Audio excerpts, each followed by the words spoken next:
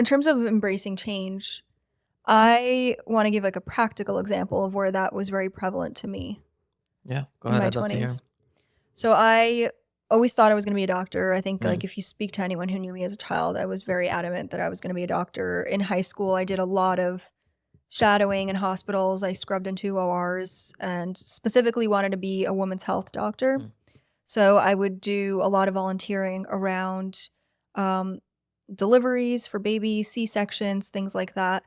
I found it fascinating. Like none of it scared me. I was never disturbed by the goriness. I thought it was incredible and amazing. 1 second, you stayed by the C-sections? Yeah, I was in the room, scrubbed in. In the room, scrubbed I in. would stand there for hours, and the doctors You would thought I watch was the C-section? Yeah, You'd watch them pull the baby out? yeah, You're kidding all of me. it. Yeah, Oh my god. it's intense. Wow. It No, I know. Has I know how intense birth could be. oh, were you? Oh, okay, yeah, you were Right. in a room. No, Right. but yeah, it's intense. And I got to do that pretty young, and I wasn't scared of it. So I was like, maybe this is something I'm cut out for. Not everyone's okay with that. So I was very much like set on that being my path. And then I realized pretty much going into senior year of college. So mind you, I've like pretty much completed all my prereqs. Yeah. I've done all the orgos, the physics. I just had biochem left. And I was working in a research lab for a few years and loved doing that too. Actually, that was something that you wouldn't necessarily experience. And that's why I think it's okay to maybe do something that's so different than what you thought you'd want to do.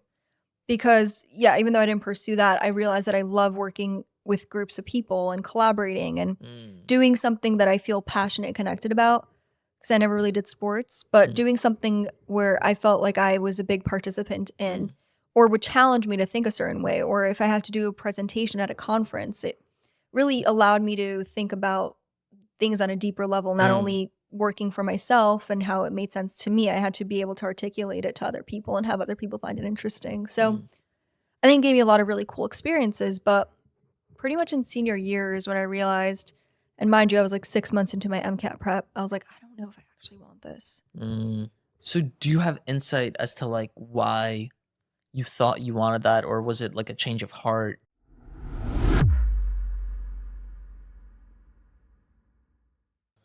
We're gonna edit this out, right? I think it would just be hilarious. Imagine this is the podcast. No, I know, but this is the funny thing. I like not editing these things out because it makes it more real. You know what I mean? It's just We like can speed this part up. right. Yeah, I could do that too, I guess. Like a getting ready, like getting into our spots. Yeah. Oh, I could do it oh yeah, cheers. I could do like a behind the scenes, you know, Oh yeah. different YouTube Do video that. reacting to my bloopers. ASMR. Yes. This is our fourth time attempting to do this. First time sitting down and doing it, but Yeah. fourth time. trying Fourth to get it attempt. to happen. Trying to make it get together, yeah. And it's been like a year and a half in the making. I know, right? Would you be able to put it like a little bit closer? Yeah, you think I'm probably too quiet, right? Probably.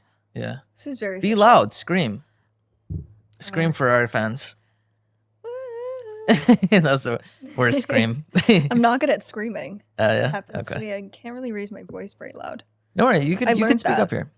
Yeah. No, I know. I just like my You're just not vocals great. don't do Yeah. it. No, that's fair. That's fair. Every time I've tried to be a little loud, my voice stops working. Not like I lose it. It's just it goes out. It's Do you like know what I'm talking I about? do know what you're talking about. Yeah. I've never Nothing comes experienced that. Right. Okay. Just in nightmares. Yeah. You know when you like try to yell in a nightmare and Nothing it's like nothing, happens. like nobody hears you. Mm. It's so scary. Or like when you have to pee. And you nothing can't like wake that. up. But yeah. Or you're And you just think looking for a bathroom. you think you're peeing yourself. Been there. This was not on our topic list. No, it's not. Yeah. Okay. Should I introduce you? Yeah, let's do that first so people know who I Everyone. am. Yeah, this is Yael Sasoon. She's a celebrity, acted in a few films. Captain America is the most famous one. Probably know me from that one for sure. Yeah, for sure. From Captain America. What else? Anything else? I've done a little bit of like voice acting. Oh yeah, some voice Yeah. acting. That's fun. That's cool too. And then it was straight to the big screens with Captain America. Yeah, pretty much. That's That pretty was my impressive. next gig.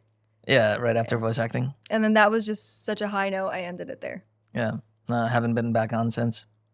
The Hollywood it's very cutthroat. Yeah. I Yeah. did it for a little and decided to leave.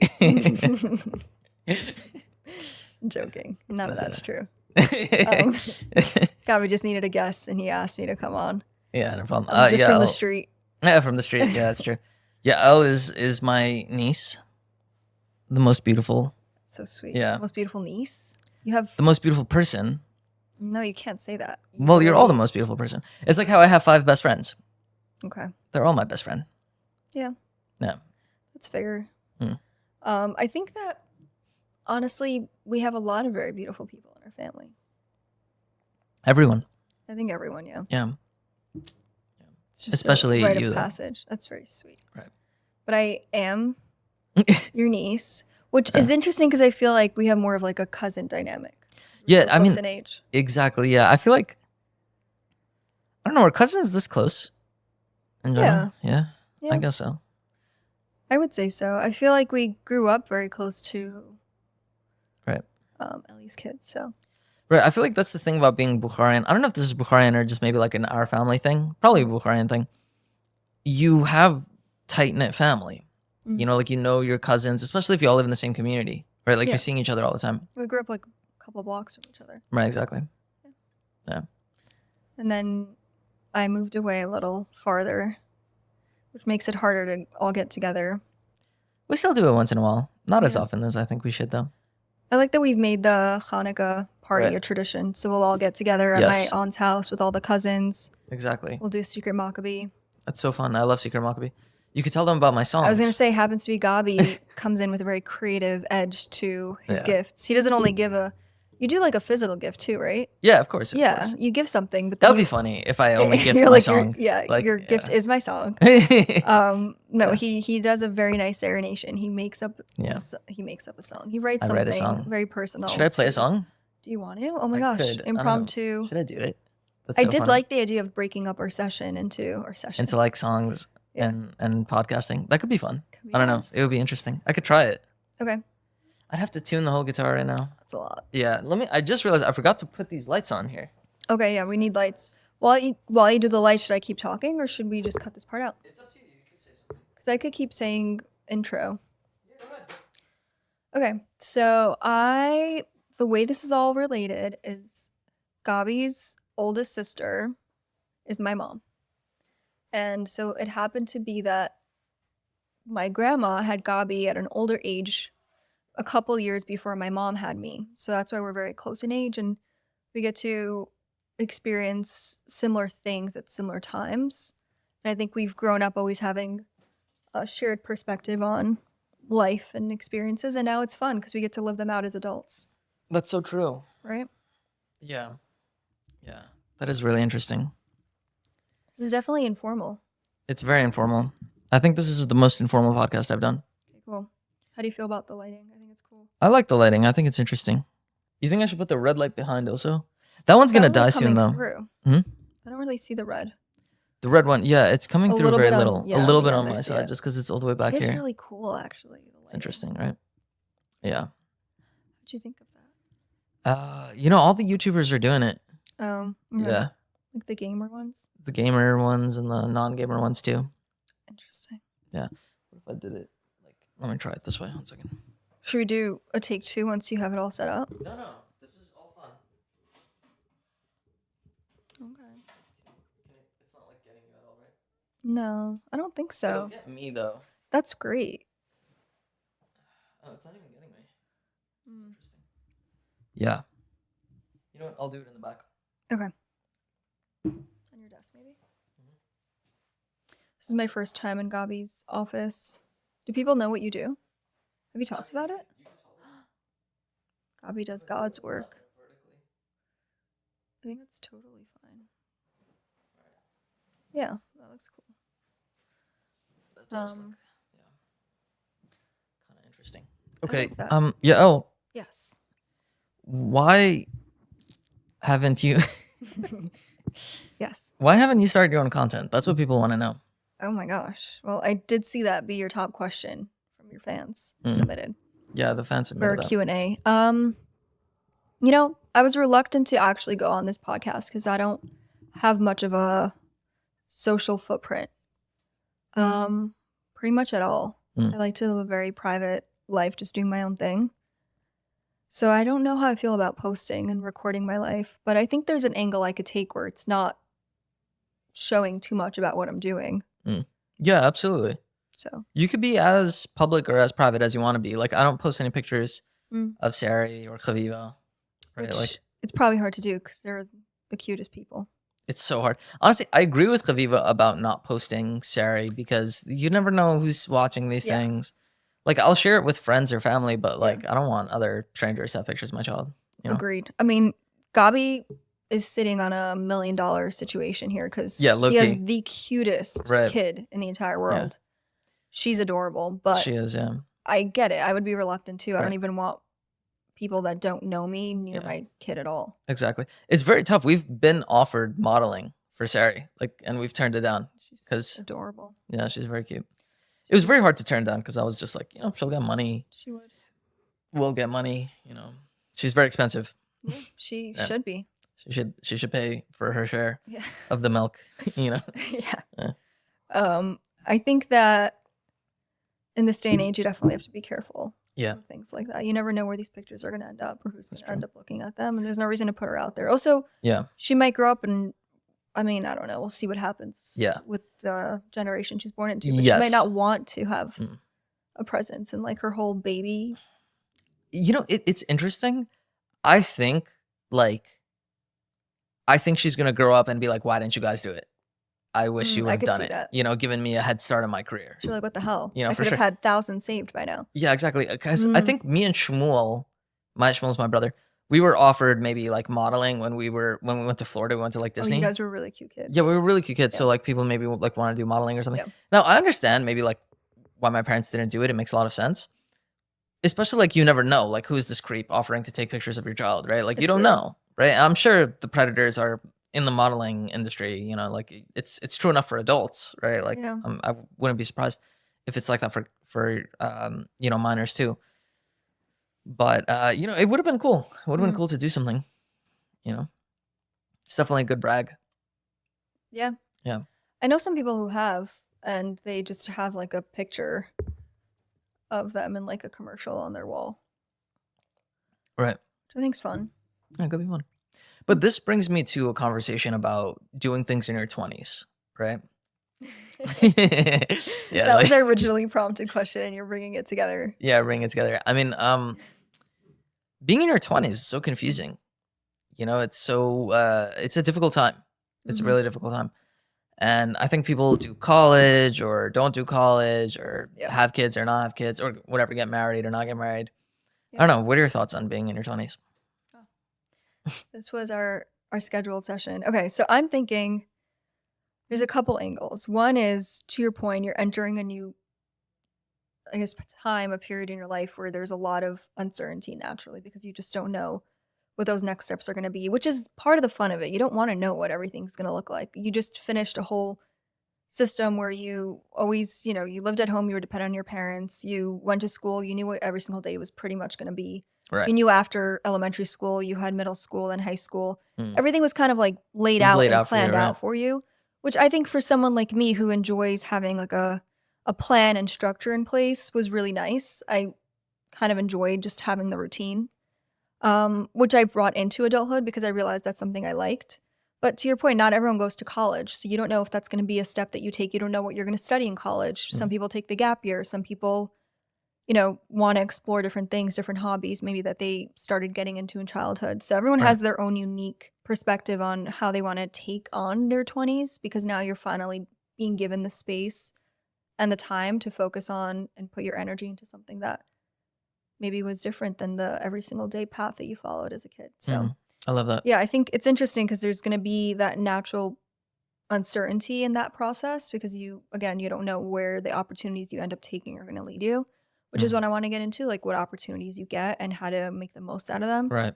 But in that process, you really have to embrace change because so much. It's not going to ever stay the same. You're not going to know what's coming. And then there's a part of you that's going to want to make that plan. Everyone's different, but some people are going to want to have something that they know they're working towards at all times, which I think is a great thing to do.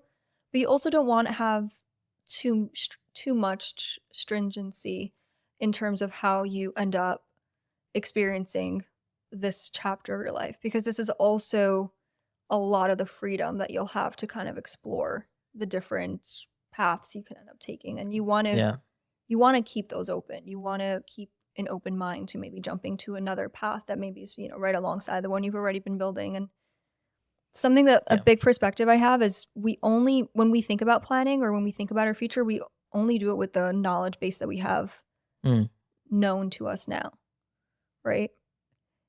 There is so much that we can continue uncovering about ourselves, about the people around us, about the life that we can have through experiencing things that we could not have planned or we did not know would happen. And that opens up a whole different perspective, a whole different lifestyle, a whole different, I guess, anything. Yeah. So it's hard to like have and be set so strongly on a plan. So I guess knowing that there will be uncertainty, knowing that you should probably have something you're working towards, but also being very okay with change, being very malleable to just allowing the experiences you have kind of affect who you are for the better, because that helps you reflect and really dig deeper into understanding what's making you excited or what's maybe drawing you in a certain direction. I feel like I shared a lot just in terms of like broader ideas, but we can get into more detail on things. I have some interesting reflective thoughts. I mean, first of all, you mentioned people don't know what kind of opportunities they have. And you also mentioned traveling abroad for a second. People do the traveling abroad. Do it. Yeah. Do the gap year. Take whatever. Yeah.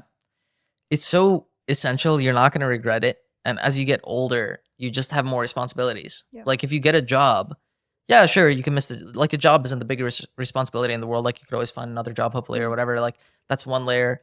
Then if you have a girlfriend or you get married or a serious relationship, like you can't just leave that person for a significant amount. Like some people are chill, sure. But then once you have a kid, like forget about it. You know what I mean? Like you can't, it will never really be the same. Like you can never take a year to go traveling abroad. I mean, unless you have a lot of money or like work online and are really committed to doing it. It just becomes so much more limiting, so much more limiting. Yeah. So do it when you're younger. And especially when your standards are low, stay in a hostel, right? I don't know. I can't say right to that. You can't say right to that. I do 5-star always. If you make the money, do 5-star. But I think it's like travel expands your mind, right? Like see how other people live, make friends across the world, understand like what's out there, right? Go beyond your walls. I think that helps shape for sure what you're saying. It helps shape the mindset and the perspective. But yeah, I mean, I'm not someone who did the gap year. I did follow kind of like a set path after high school, and I just went straight to college and I did pre-med, and that's part of the change and being open-minded to the uncertainty, because that's not something that I continued pursuing. I just finished pre-med and kind of left it at that. And it gave me a lot of amazing experiences where I never regret that I did such a difficult, undergrad. And I took all these courses that I'm not necessarily applying to my job right now, but it taught me a lot of discipline. It taught me a lot about what I'm capable of accomplishing, and that gives me confidence. In order to feel confident, right, there's like the whole like, you got to kind of sometimes fake it, because a lot of the times no one's really equipped to be where they are unless they're a doctor and they've gone through medical school. But now, even then though, I'm sure everyone's kind of like you kind of learn on the job. Residency helps, I'm sure. Yeah, exactly. You learn on the job and everything kind of falls into place. We have to just trust our intuition, our instincts as human beings in the positions we're put in. But I think with all that said, I just jumped into college and I didn't do that gap year. And when I speak to people in their, later teens, like this is the time to really figure yourself out in like not a negative tone, but this is where you can be selfish and you can just, focus on yourself, figure out who you are, just really do something for yourself without having to feel guilty that you're leaving anyone or something behind. You haven't started anything. You just culminated a big chapter of your life. You're starting off something new. And I think that it's nice to have that gap. It's nice to take that breather. And even if it's not abroad, I mean, I think it's probably more fun abroad. I think it should be abroad, at least like different parts of the States, right? Like if you're from New York, oh my God, the way they live in St. Louis is so different. The way they live in California is so different, you know? Texas is so different. Oh my God. If you're from New York, go to Texas. Go to Florida, go to Miami, go to these places. Like, and I'm just listing like the bigger areas, but like up north, down south, like every state has its own unique culture and attitude and aspect. And it's not all big city life, Yeah. Yeah. I mean, just think about it. People have their full lives sometimes in one city. And New York is great. And I love that I grew up here. But part of me wonders what life could be like in a different state that's a little slower paced, that gives you a little bit more kind of room to just enjoy being outside and enjoying warmer weather. So I think that's very compelling. And if you don't explore that in your younger ages and you just get caught up with a rhythm of work and school, you might not ever experience that. So to get yourself out there and to open your eyes to, oh, I really, can see myself living a very different lifestyle than how I grew up in a different state. Or actually, no, this reaffirms to me that I like a big, busy city. And then at least you get to live your life very confidently in knowing that Yeah. you chose to be here. You didn't just end up here. Yeah. So I think that's also interesting. But the gap year is something that I like that people are putting a lot more energy and time into recently and prioritizing, because it gives you a little bit more intention when you go into, if you decide to go into school, because you can kind of carry those experiences with you. You go into things a little bit, hopefully more discerning. I mean, it's hard to do that at that age. I think 18 is so young, but for context, I'm 25 now. So I'm still, I guess, youngish, but that prefrontal cortex is developing. I feel it. It's probably there. I think it's like I was probably born with it mostly developed. Which is something also I want to touch on for anyone who feels like they were always an adult even when they were a child. 20s is also your time to reconnect with your inner child and find the things that maybe you didn't give yourself enough time, or you didn't let yourself, do enough of because you didn't realize it was such a big priority or a big part of something that made you happy. Yes. And then letting yourself explore and do those things. I love that. I love that so much. Right? That's brilliant. Yeah, I have a little anecdote, but then also to continue with that thread. I was walking on the park with a friend of mine, really close friend of mine, and we sat by a bench, and this kid, like these two kids, a brother and sister, walking with their parents, and they were playing with like a soccer ball, right? And they were just like taking the ball from each other, and they were like giggling and like skipping, and like it was so fun. Yeah, it was so sweet and wholesome. And I was just telling my friend, I was like, when was the last time you just giggled like that? Like not just giggled and skipped on the street. Like it doesn't happen, you know? Yeah. Like what is wrong with our society that we like, this is abnormal. Like you have to be on drugs to have that type of experience, to be okay with doing that. It's bizarre. Like our like it's become socially unacceptable just to be happy on the street. You know what I mean? It's so strange, so bizarre. Very serious, judgmental. Very generation. Exactly, right? And I'm like, you could do it. Like you could laugh on the street and whatever. And I actually try to break it, like to just skip randomly or whatever. But and like with full awareness that I'm being weirdo. But I think it's a little I feel sad. like you always, in the best way possible, you challenge like societal norms. Yeah. I try. Which it's fun. It's fun to do that. Yeah, for sure. Yeah. But going on your thread though about doing things when you're a kid. Yep. Or things that you didn't realize were important to you when you're a kid. Yeah. When I got older, I played more Pokemon.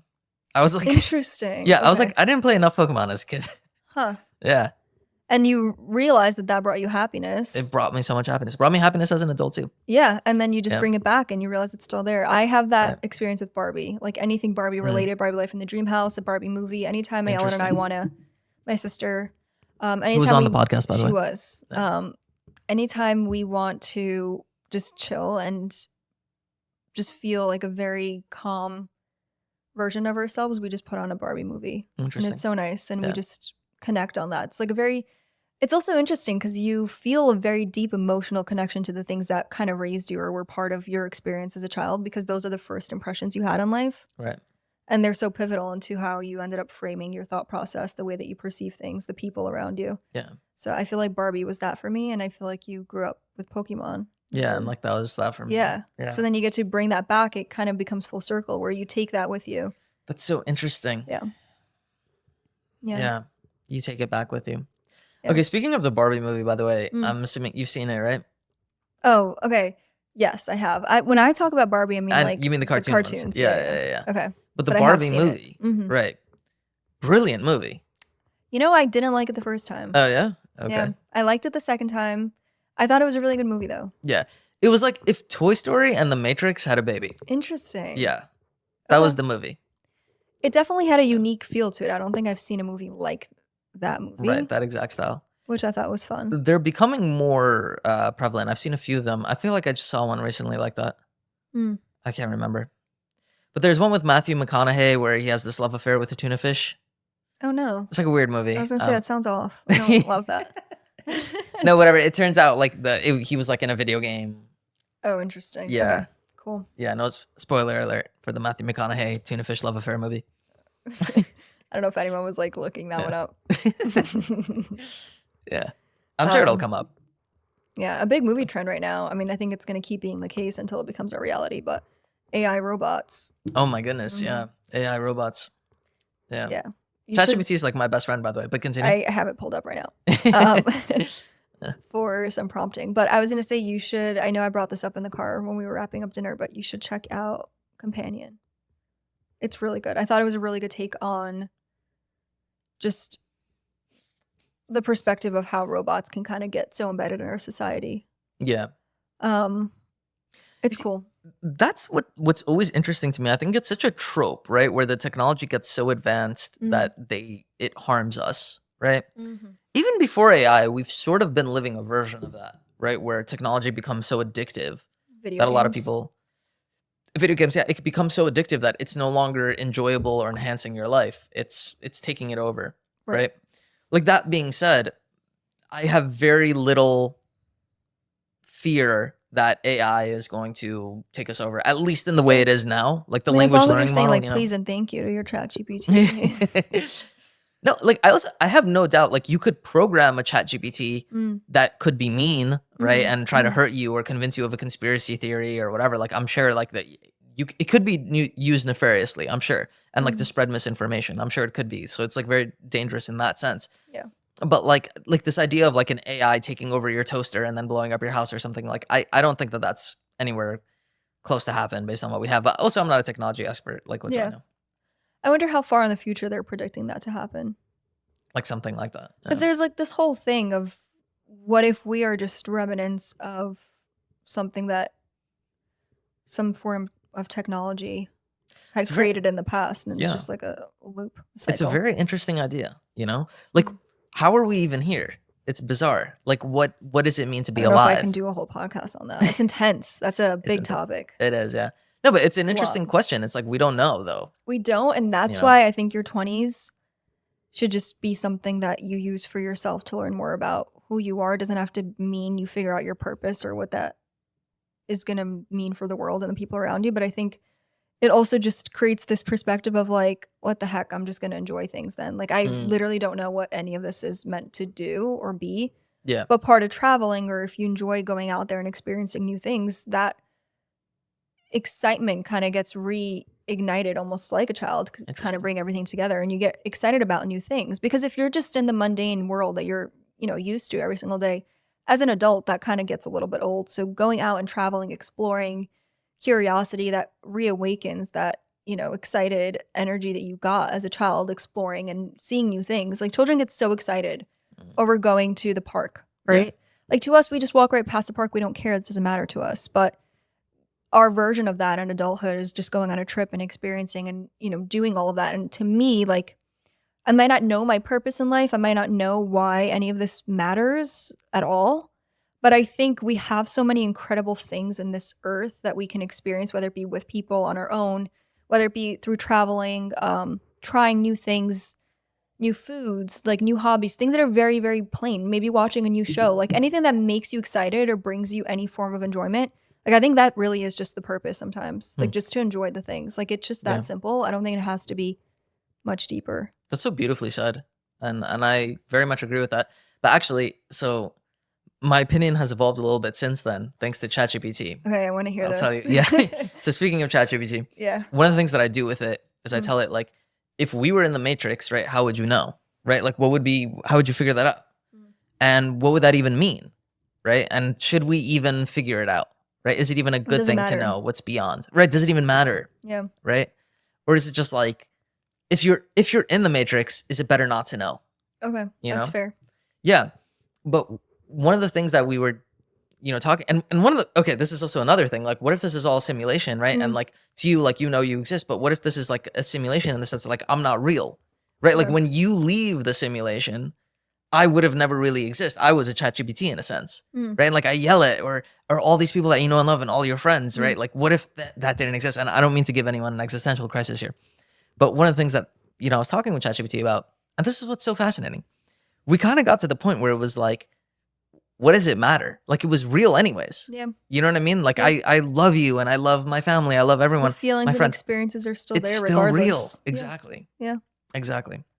But the other thing about, this world being a matrix is kind of saying like it gave this idea of like, what if, sure, this world is a simulation, but it's like a training ground, right? Like you're meant to grow with each challenge. Cause I gave it this, I was having this conversation with it. It's like layer on layer here. I was having this conversation with it where it's like, it feels like sometimes there are these challenges that come up in my life and they happen over and over again and get even more extreme at times until eventually I'm forced to learn that lesson. And I give it this example. I was going to say, do you have an example of that? Yeah.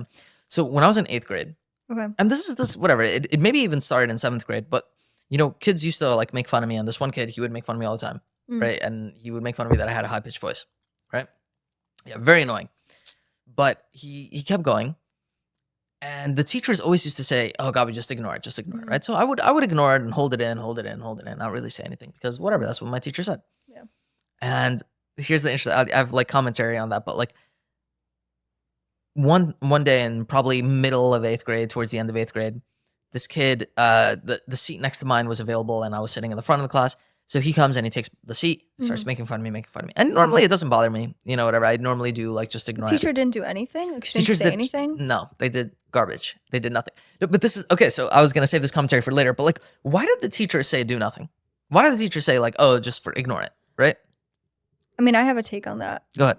I think in general, when people are annoying or when people are trying to get attention from you, right, it's better to just ignore it in general. Sure. Like, I think that's a good lesson to give a kid. But yeah, if you're the teacher and you're responsible to make sure that everyone in that room feels comfortable and safe to learn and to grow and to be their, whoever they are in that room, it's her responsibility to make sure that you don't feel uncomfortable. And she can't put on a lesson onto you as a kid that only an adult can really comprehend, because adults like tend to ignore the things, or people, who are maybe a little bit more emotionally like evolved into an experience where they realize, okay, this is not worth my energy and my time. You want to be very, sparse with that.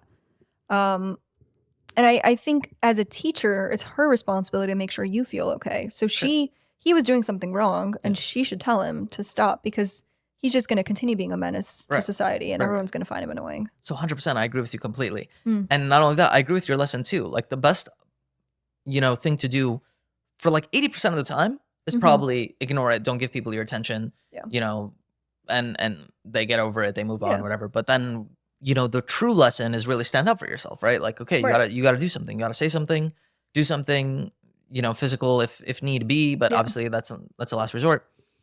But basically, why did the teacher say to do nothing? And let's say in my case, because there's a bunch of kids.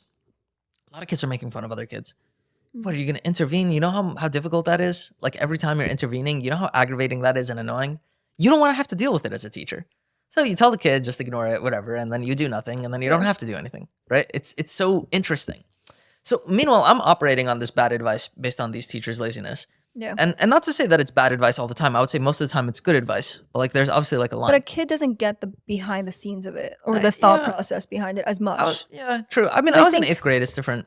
Yeah, but also I feel like at that age, okay, just developmentally, because now I'm in school and I'm learning the developmental stages of toddlers into, being young children. But I realized how replicable that's like a big transition period, right? I realized how replicable those stages are into your 20s actually. Yeah. Because it's like any transition period you make where you now have to take on independence, where you assert yourself as a human being. Right. It's very important to have those experiences and those lessons to understand your self-worth and how you want to speak up and show up for yourself. And I think it's okay in that instance to tell this kid in a way where it doesn't take away from your energy that what he's doing is upsetting. But it is the teacher's job at the end of the day. If she does not have the bandwidth to deal with these kids arguing, and a bunch of kids are arguing in her classroom, she's probably not doing the right job for her. But I think in general, you want to be coming from a place of strength. Yeah. If you're telling a kid, just be quiet, take it, deal with it, and they haven't processed or had to go through enough where they decided when to pick and choose their battles type of thing, then they're never going to learn to stand up for themselves. And it's coming from a place of weakness that they're staying quiet. Exactly. And especially if adult is facilitating that, they're never going to learn to do that properly. Yes. So it's such a good moment to be like, what you're doing is wrong. I mean, like, I'm Yeah, harsh with 100%. bullies. I don't think that they should be getting away with what they're doing. They So should be you're put gonna in love their the place. ending of this story. Okay, let's hear it. Sorry. That was my No, no quick problem. 2 cents on I that. just want to reflect on that, like last little bit. You were saying, like, yeah, you ignoring it Mm-hmm. needs to come from a place of strength, right? Right. When it's coming from a place of weakness, that's really hurting you. That's not good. Anyway, so basically this, and most of the time, I would say for me, it was coming from a place of strength. But anyways, basically this one time he was really getting annoying, sat next to me, going over and over. I was like, Probably had let a me just make crush fun on of you. him. Wouldn't be surprised. He was making fun of me. And then I decided, I'm like, you know what? Let me just make fun of him back. So I start, and Nice. he gets annoyed, and he takes my pencil on my desk and he chucks it across the room into the garbage can. Right? Yeah. I get so pissed. Right? So I don't know why this was the last straw for me, because he's been making fun of me for like probably like a year at this point, right? Like, this is the last straw for me. Not your pencil. Yeah, now my pencil.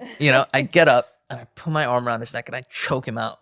Holy shit. Yeah, for like a long time. That's intense. Yeah, he's choking. He's dying in my arms, like literally dying in my arms. This Oh kid. gosh. Yeah, the teacher finally runs over, Oh god. pulls us apart, right? Yeah. And the kid is like crying. I mean, listen, that's also, I think the Right. teacher is the one that learned the lesson in that one. Yeah, it's Just just like, maybe I shouldn't just. like maybe I shouldn't have told him to just take it. Yeah, like that's not going to happen. Right. So I was talking to ChatGPT about that, and it asked me, like, do you think you did the right thing? And then I was like, listen, based on the fact of, like, I would say it's a fair trade. Like, Yeah. he made fun of me a whole year. I choked him out. Makes sense, right? Like that's reasonable. Yeah. Right? If it just happened one time, Right. then that would be unreasonable. Right. Right? And I told ChatGPT that I realized that was like, I needed to learn this lesson of standing up for myself before it gets so bad that I need to choke somebody out. You know what I mean? I needed to learn that lesson, and I needed to learn it young. And in a way, it was just a training ground for me. Like, this schooling was a training ground for me of like, ignore it when it's coming from a place of strength, but set boundaries, right? Like, do something earlier. If you have to get, but I'm not somebody that's against getting into fights. I know this sounds ridiculous. I almost wish I got into more fights in school. I don't think that's a bad thing. Yeah. All right. I got into a few fights, happens to me, but I almost wish I got into more. Anyways, sorry. That was kind of like a long-winded rant. You have any thoughts?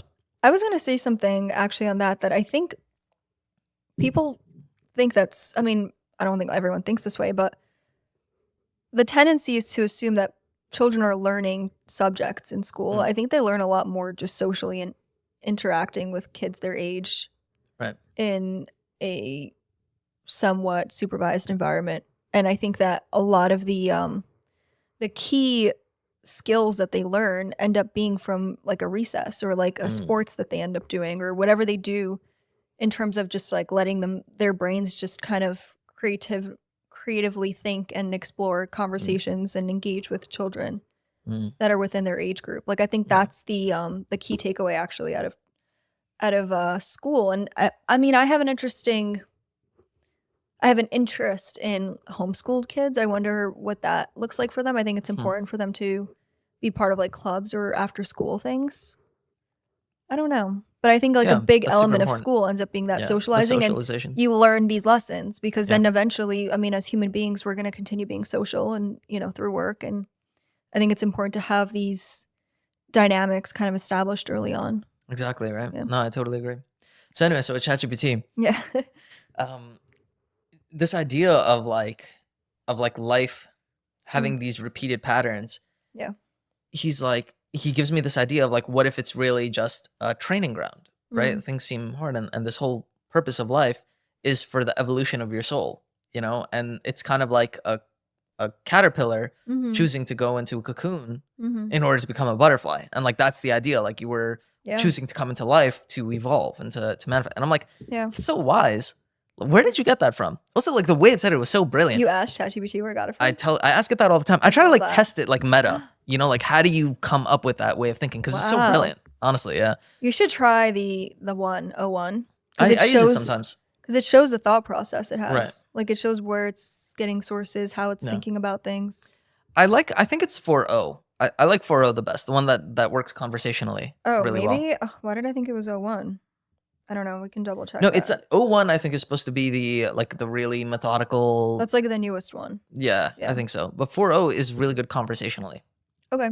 So that's why I really like using it. Yeah. I think you use ChatGPT in a really interesting way. Yeah, I was telling you before. I use ChatGPT. This is what I started doing the past few weeks. I talk with ChatGPT 3 times a day. I do 3 check-ins with it. I prompted it to be my coach, and so we have goals. I set my goals with it, and then I'll plan my whole day. Like I wake up at 6, right?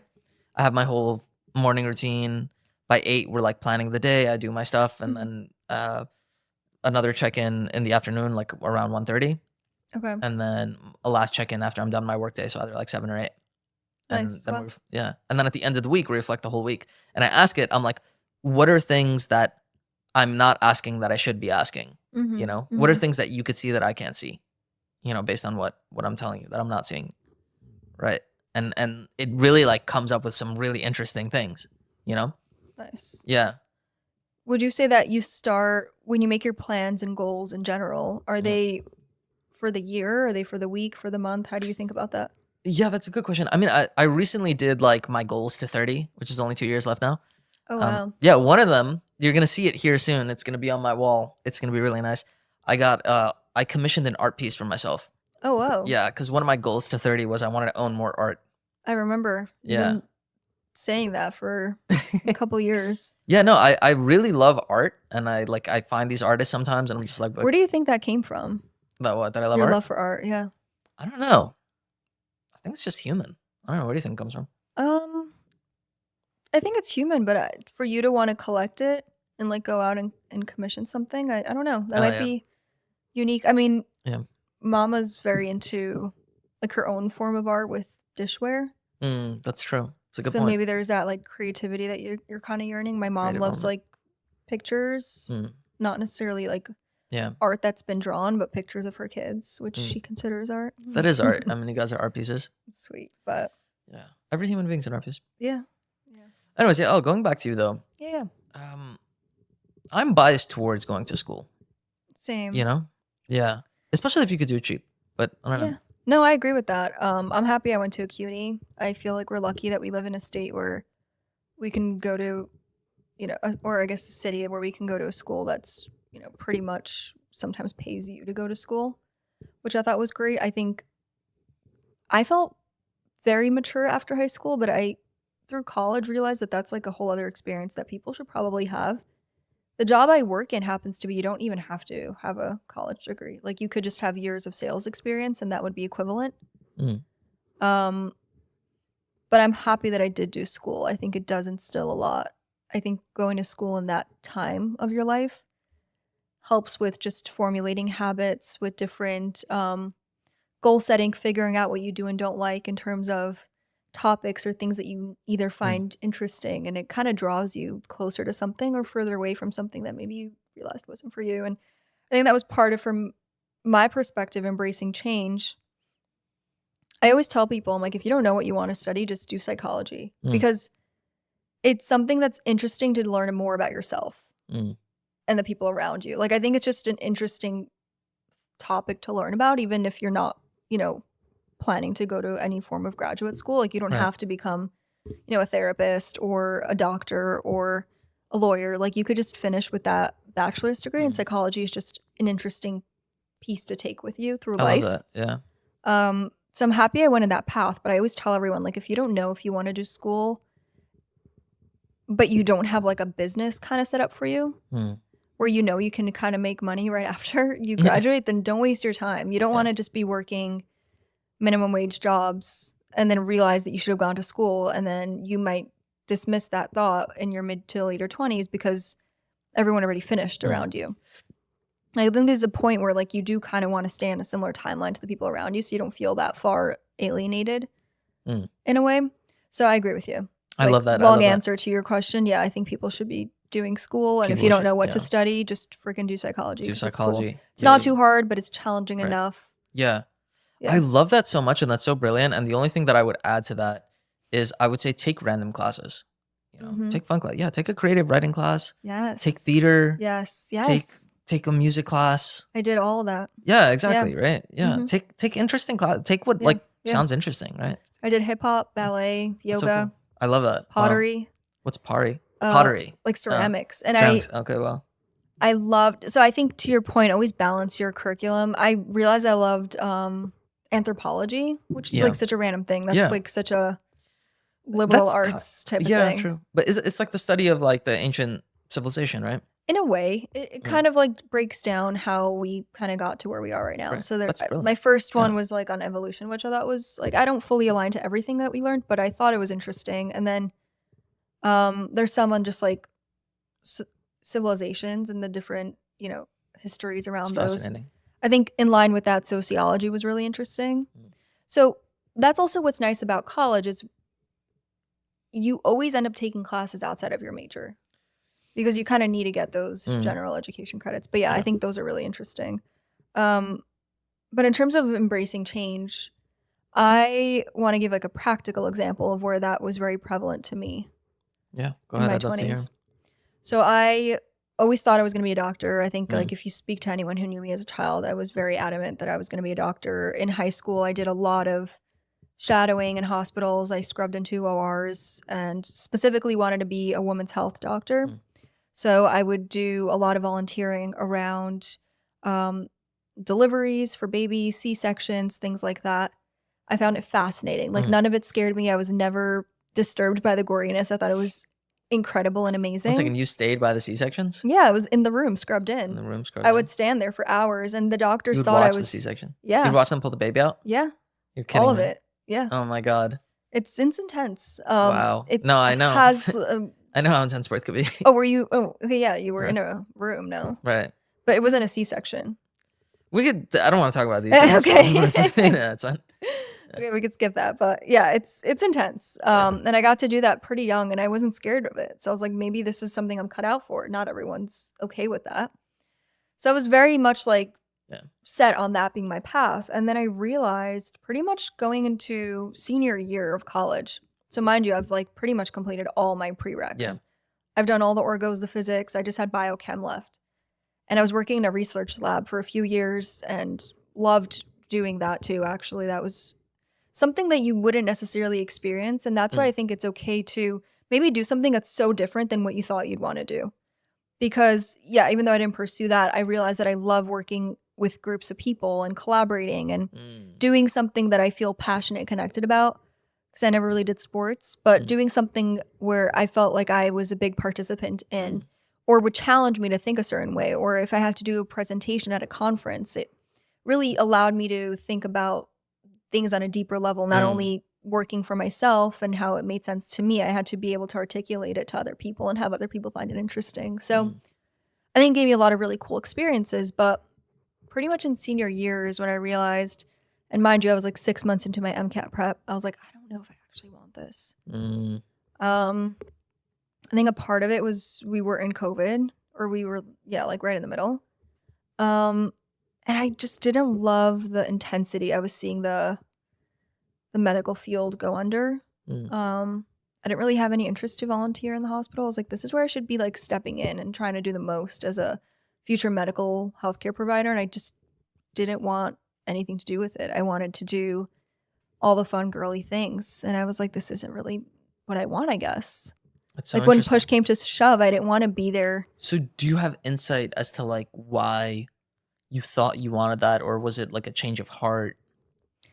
I think I was always very set on having my own practice. I didn't really want to work in a hospital, and I very much glamorized the idea of having like a really aesthetic, pink, nice office as a woman's doctor. I love that. And I was like, this would be really cute. But I mean, I wasn't just all like cutesy about it. I'd put in a lot of hard work and graduated with almost a 4.0 in pre-med in Queens College, which is hard to do. But I just realized I'm like, I don't know if this is what I want my life to be.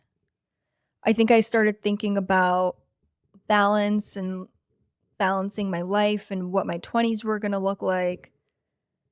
And I just didn't know if I wanted to spend all of it in med school. I was also in a weird situation where I knew that I had to take out a lot of money, and that freaked me out too. Like I didn't want to go into a lot of debt. I didn't want to take out student loans. I didn't want to take out loans to pay for my rent. Like at that point I was already moved out. So it just put me in a very precarious situation where I was like, I don't know if I have the luxury of just going to school for the next 4 years and not having to be stressed out about everything else in my life. So I think maybe if things were very calm, maybe I wouldn't have questioned it and I would have just done it. I think a lot of it, people just go through it with autopilot, or they have to have a lot of support. And I think financially and emotionally, they have to have a lot of support. Like if you can live at home, or if you have a partner that can support you, whatever that looks like. I didn't really have any of that. So I was just very much in the mindset of like, I want to go out there and just start working. Mm. And I wanted to see what I can apply my skill sets to. It's so crazy, and that blows my mind. Yeah. And you're so right. It's so difficult doing like the 4 years residency, Mm. right? You're needing to take out loans for an apartment. Mm-hmm. Oh my God, it's Just crazy. to Plus live in New York. yeah, right. That's And like yeah, 50, 60 grand a year just to it's live insane. here. Yeah, and the tuition is probably crazy too. It's probably like Mhm. 100 grand Yeah. a year, probably. Yeah. No? And I was also going to have a gap year, which again isn't a bad thing, but it would have been a very stressful gap year because I'm taking my MCAT in that time. I'm applying to medical school in that time. So I'm not just going out and traveling and having fun and finding Right. myself. I'm in an intermediate period of my life where I'm very confused about what I'm doing. And I just didn't want to deal with that. Wow. So was it scary to drop it? It was. Mm. Yeah. I think it really was very jarring to me. Also, that was when I moved away from where like the town I grew up in. Mm. I didn't move far, but I moved away enough where like I had a lot of space to myself to kind of think about things. So I would say my first like 6 months after that period where I graduated that summer, I canceled my MCAT. I applied for a job and got it, and I applied for an apartment and got it. So it was a lot of change, and I got into a relationship. So that's like 4 different things that kind of all happened at once, and I had just finished this chapter of undergrad. Wow. And I was now coming to terms with the fact that I wasn't planning to go to med school, and that door wasn't fully shut. I think I realized that I had everything, all the prereqs kind of set up. So if I ever wanted to go back, I could. And I ended up starting a job that paid me pretty well out of college, and I was open to just seeing where it could take me. Mm. And that's like the opportunity I'm talking about, is sometimes you're going to change your mind, but it's going to lead you somewhere. You make the most out of those opportunities. You stick it through, because I would say give yourself a 6-month timeline with anything new that you put yourself in, because there's always a Amen. learning curve. And there's always going to be time for you to adjust and understand how and where you fit into that picture and what skills you should be using to get the most out of that experience. Right. So if you just start things and quit all the time, you're going to constantly, feel this lack of fulfillment because you're not connecting to anything. Mm. You need to give yourself the time to, properly connect to something, especially if you're taking such a big change. So I told myself, I'm like, sales was hard. That's what I did. Yeah. I jumped into sales. Mind you, was like a very just type A person where like I was very like studious, and I didn't really have a lot of experience in that world where I was just like, you have to cold call people. You have to be that person who calls random people up on the phone and pitch them. Yeah. That wasn't something that I wanted to impose. Like, I don't like imposing my beliefs and thoughts on people or forcing them into something. So Buy my product. yeah, like join a meeting so you can Right. learn more about something that I can't really express or explain well to you over the phone. So it was intense, but I ended up finding a really good rhythm 6 months in. But those 6 months were hell, honestly, because I was like, what the hell am I doing? What's my purpose? I would break down crying Oh my gosh. probably almost every night. It was bad. I was not doing okay. And Mm. it was weird because I was finally at a point in my life where I had so much independence. My apartment was beautiful. I lived with my sister, just us two. I finally had my own room for the first time in my life. We got to decorate our space however we wanted. We had 2 adorable little cats. Like, my life was pretty much, it seemed very perfect. I had a well-paying job, but I was so sad. And I think a lot of that was because I was experiencing change that I didn't connect the dots on yet. And I just stuck it through, and it ended up putting me in a position right now where I was promoted a few times over and making double what I started, which is really cool. That's awesome. Wow. And I don't regret leaving the medical field at all. Like, I realized that there's so much. I mean, you don't have pop-up books for people working corporate jobs, but I want to do that. I want to make pop-up books for kids. For people doing corporate jobs? Yeah, like no one knows what an account manager is. That's what I do. No one knows that. It's an interesting idea. Yeah. Right? Like, you grow up knowing doctor, lawyer, dentist, that's pretty much it. There are so many random obscure jobs. Yeah. That make a lot of money. You don't have to go to school for years. You don't. Yeah, it's so bizarre. No, so I know somebody, they did go to school for years, but like one person does genetic editing for seeds. Oh, interesting. Yeah. Like that's crazy. Like genetic modification, They, they're yeah, like they I don't know everything crossbreeding about them? it. Yeah, maybe they crossbreed it. I don't know. I think Interesting. it's genetic engineering. Like they Oh wow. take out genes or whatever to make it more Are they the ones like, making the cotton candy grapes? Those are yeah, good. like stuff like that. I think maybe. Nice. And like another job being this programmer who repairs code on trucks. Whoa. It's like so like random, I right? feel like AI is gonna do that though. AI is gonna do that pretty soon. Yeah, it's gonna do it. But you still need somebody to like understand it. You know, Yeah. to supervise. But Agreed. But meaning what you're doing essentially is like instead of 5 people doing that job, now one person could do it. Yep. Right. You know what's amazing and what I tell everyone to do in high school?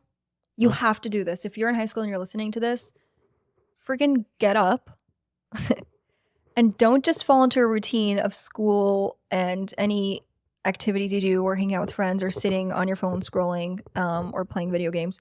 Go out there and find mentors, seek mentors, and shadow people. Ask them, can I shadow you in your job? If anyone's Interesting. doing something that's interesting to you or maybe is different than what you can, understand to be, really immerse yourself in it and Yeah. explore it. You have love to, that the way idea. you learn if Yeah. something works for you is being in that environment and Right. learning firsthand. So shadow people. Don't be afraid to shadow people. Yeah. I've asked so many random people to shadow them when I was looking into medicine and they all let me shadow them. That's brilliant. And I made really great connections and they helped me when I was looking to apply to med school. People like to see ambitious people. And if you're curious to learn about something, like we're talking about obscure professions, Right. ask people what they do. If you don't know what you want to do and you're in high school and you're Yeah. picking like a college or something, ask people around you. 100%. 100%. What do you do? Yeah. Find successful people and ask them what they do. I do that all the time. Yeah. It's so important because then you also find a mentor. You get Right. to ask advice from someone. Why would you reinvent something that someone already tried doing? They probably have a really good path to it. They have connections to people in that field. Like this is how to do it. Everyone in our lives, everyone knows someone that's doing something great and ask them how they got there. I'm telling you, people are very open to just wanting to help and share. And I think that can really help people. They don't realize that you can just ask. Yeah, for sure. It's so important. I so love that advice. And I also always like if somebody's trying to become a therapist, I always try to help them out. Starting a private practice or whatever, or wanting or thinking about going to school. Nice. Because, people helped me. And when I was in high school, I did this twice. Like I always knew I wanted to become a therapist, but that's what I did, right? I Yeah. called all therapists. I found out if they were happy, how much money they make, what school I should go to, all those things. And then when I was deciding what school I should go to, I wanted to go to a place where people were happy, right? So it was so bizarre. I ended up going to this one school in St. Louis during my undergrad. Yeah. And how I chose that place was I knew people that went there. Okay. And so I like literally interrogated them. Like, are you Do you happy? like it? Yeah, do you like it? This, that. And Nice. all those people were like really cool, happy people. And I was like, you know what? I think it's a good spot. It's a good Yeah. environment to surround yourself. Right. Wow. Right. That's beautiful. Yeah. This is really solid wisdom you're dropping on us, You yo. think so? I think so, yeah. Thanks. I hope so. I really love it. I feel like I've experienced an okay-ish amount. So maybe I can help someone. Sure. Another interesting thing that happens, I kind of want to finish up the whole like career path, dream sure. job thing. Yeah. I feel like we fall into this cycle of thinking we need to kind of have it all figured out. When we enter college, you really don't. Like you can change your mind. You can. 100%. I did all my shadowing Yeah. in the medical field. And you change your mind. And I changed my mind. I actually also had a lot of experience just in the environment and the community I grew up in. I had a lot of experience working with kids. And now that's a field I'm pursuing, but I don't know when, but eventually it might be something I end up doing, but I didn't realize that was something that I really liked. So there might be something that you're putting a lot of time and energy into right now that you might not even realize comes full circle into a career. But yeah, I don't know. Did you ever feel any pressure to find or to align to a perfect job? Like, did you have a specific vision of what being a therapist would look like? So I'll tell you like this, actually, I love being a therapist. You've right? always wanted that. I've always wanted that, Yeah. and I loved it. Yeah. But I'm somebody, I get bored of things like kind of quickly. And I like being a therapist, don't get me wrong. I think I'd always want to be a therapist, but like to me, my ideally, like in a perfect world, this is literally what I would do. my podcast would be making a ton of money. Yep. And I would be able to do that full time. I'd probably see something like 2 clients a day, something like that. I teach a college class Nice. once a week, probably. Are you teaching now? No, but I have aspirations. I was rejected from Queen's College. Oh my God. No, As I like wasn't an rejected. adjunct? Yeah, I applied to be an adjunct professor, Oh. but they told me, they were like, what would you want to teach? Okay. And then I gave them a list of classes of like what I could teach, which ChatGPT actually wrote for me. And and These are classes like on their roster? no, so apparently I thought, like, when they asked me what classes do I want to teach, Okay. I thought they meant like I have to make up my own class. Oh no, they're Yeah. aligning you to something that already exists. So they should just tell me, oh, these are the classes that are available. Like, Yeah. I don't know what classes you guys offer. Like, what am I supposed to know? You gotta look up Queen's College psychology courses. or Right, something. exactly. I mean, I Yeah. probably took them all. Right, exactly. But basically, so I did like intro to psychology and counseling. Oh, okay. Right, like they don't have an intro to psychology and don't. counseling. They have an intro to psych, but They do. not counseling. What if you taught like an AP bio? Sorry, That could whoa. be interesting. AP Psych I would at consider a high doing that. school. Yeah, I would consider that. That could be fun. Okay. Anyways, someone in teach a mind. class. Yeah. Yeah, and then What excites you about teaching? Is it like that paying it My forward type ego. of thing? Explain. What does that mean? no, I'm joking. What excites me about teaching? Okay. So first of all, I was a school. Asserting dominance over the students. The power. Yeah. Anything in teaching? No. Being not able for to yell at adults. Yeah, that's pretty funny. So this is a bit of a humble brag, but not so humble. Every every camp I always worked at, or like school I taught in, I was always like the coolest, staff member. Everyone Yeah. really gravitated towards me. Yeah. And I just love teaching. I did it for a year. I worked in a Hasidic school for a year, and then in between, when I was starting my practice, my God, it takes months to start a practice, like to get all that stuff filed and to actually be able to Like the from the- technical stuff. yeah, from the time you like take your test, finish your hours, all that stuff, and apply to the city, Yeah. to the time you can actually see your first client, Mhm. you're talking like 4 to 6 months, like literally Wow. 4 to 6 months. It's so ridiculously long. I don't know why it's like that. Very inefficient.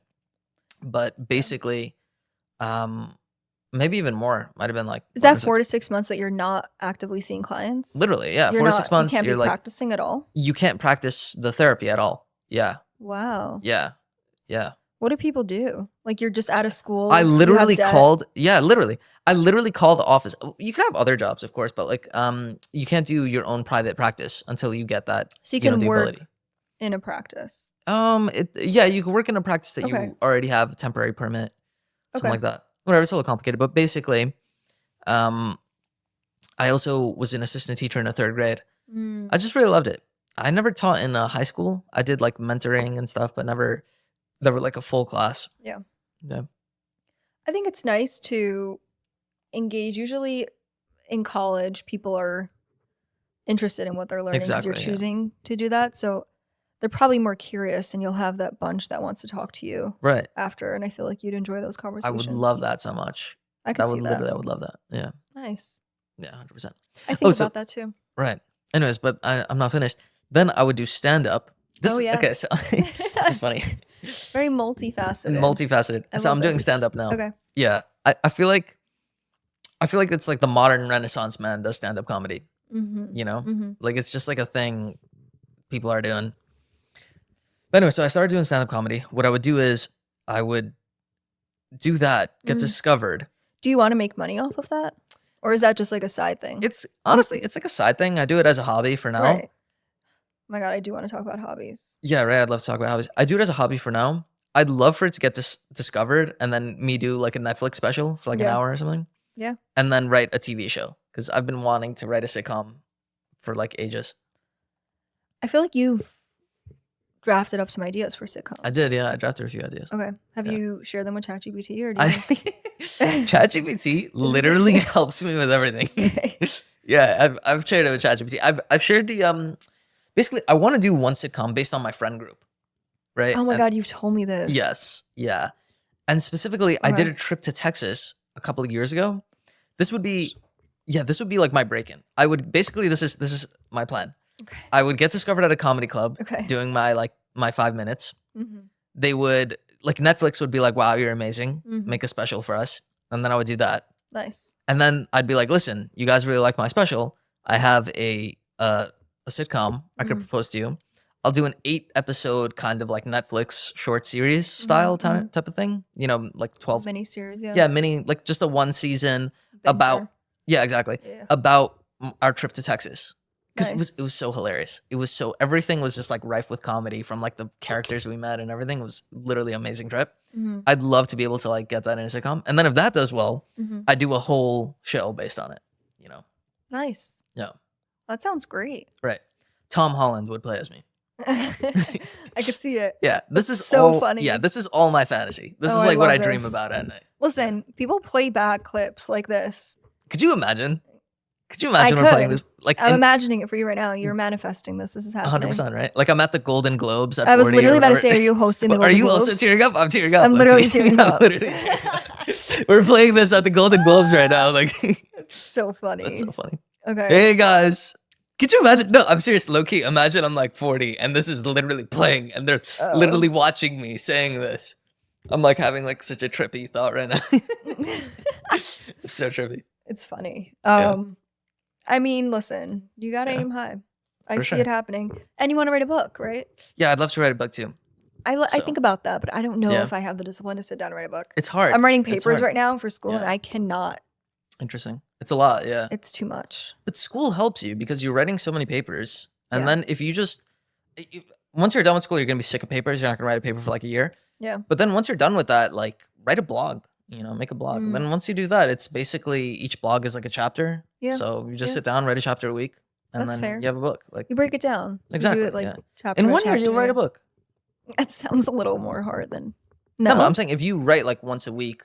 What would you write a book about? Your life? Oh, to me personally, okay. So this is one thing that I really wanted to do. Mm-hmm. I think the yeshiva world Mm-hmm. is very esoteric, kind of like misunderstood. Mm-hmm. There's Naomi Reagan. Do you know Naomi Reagan? I don't. She's great. She's an amazing author.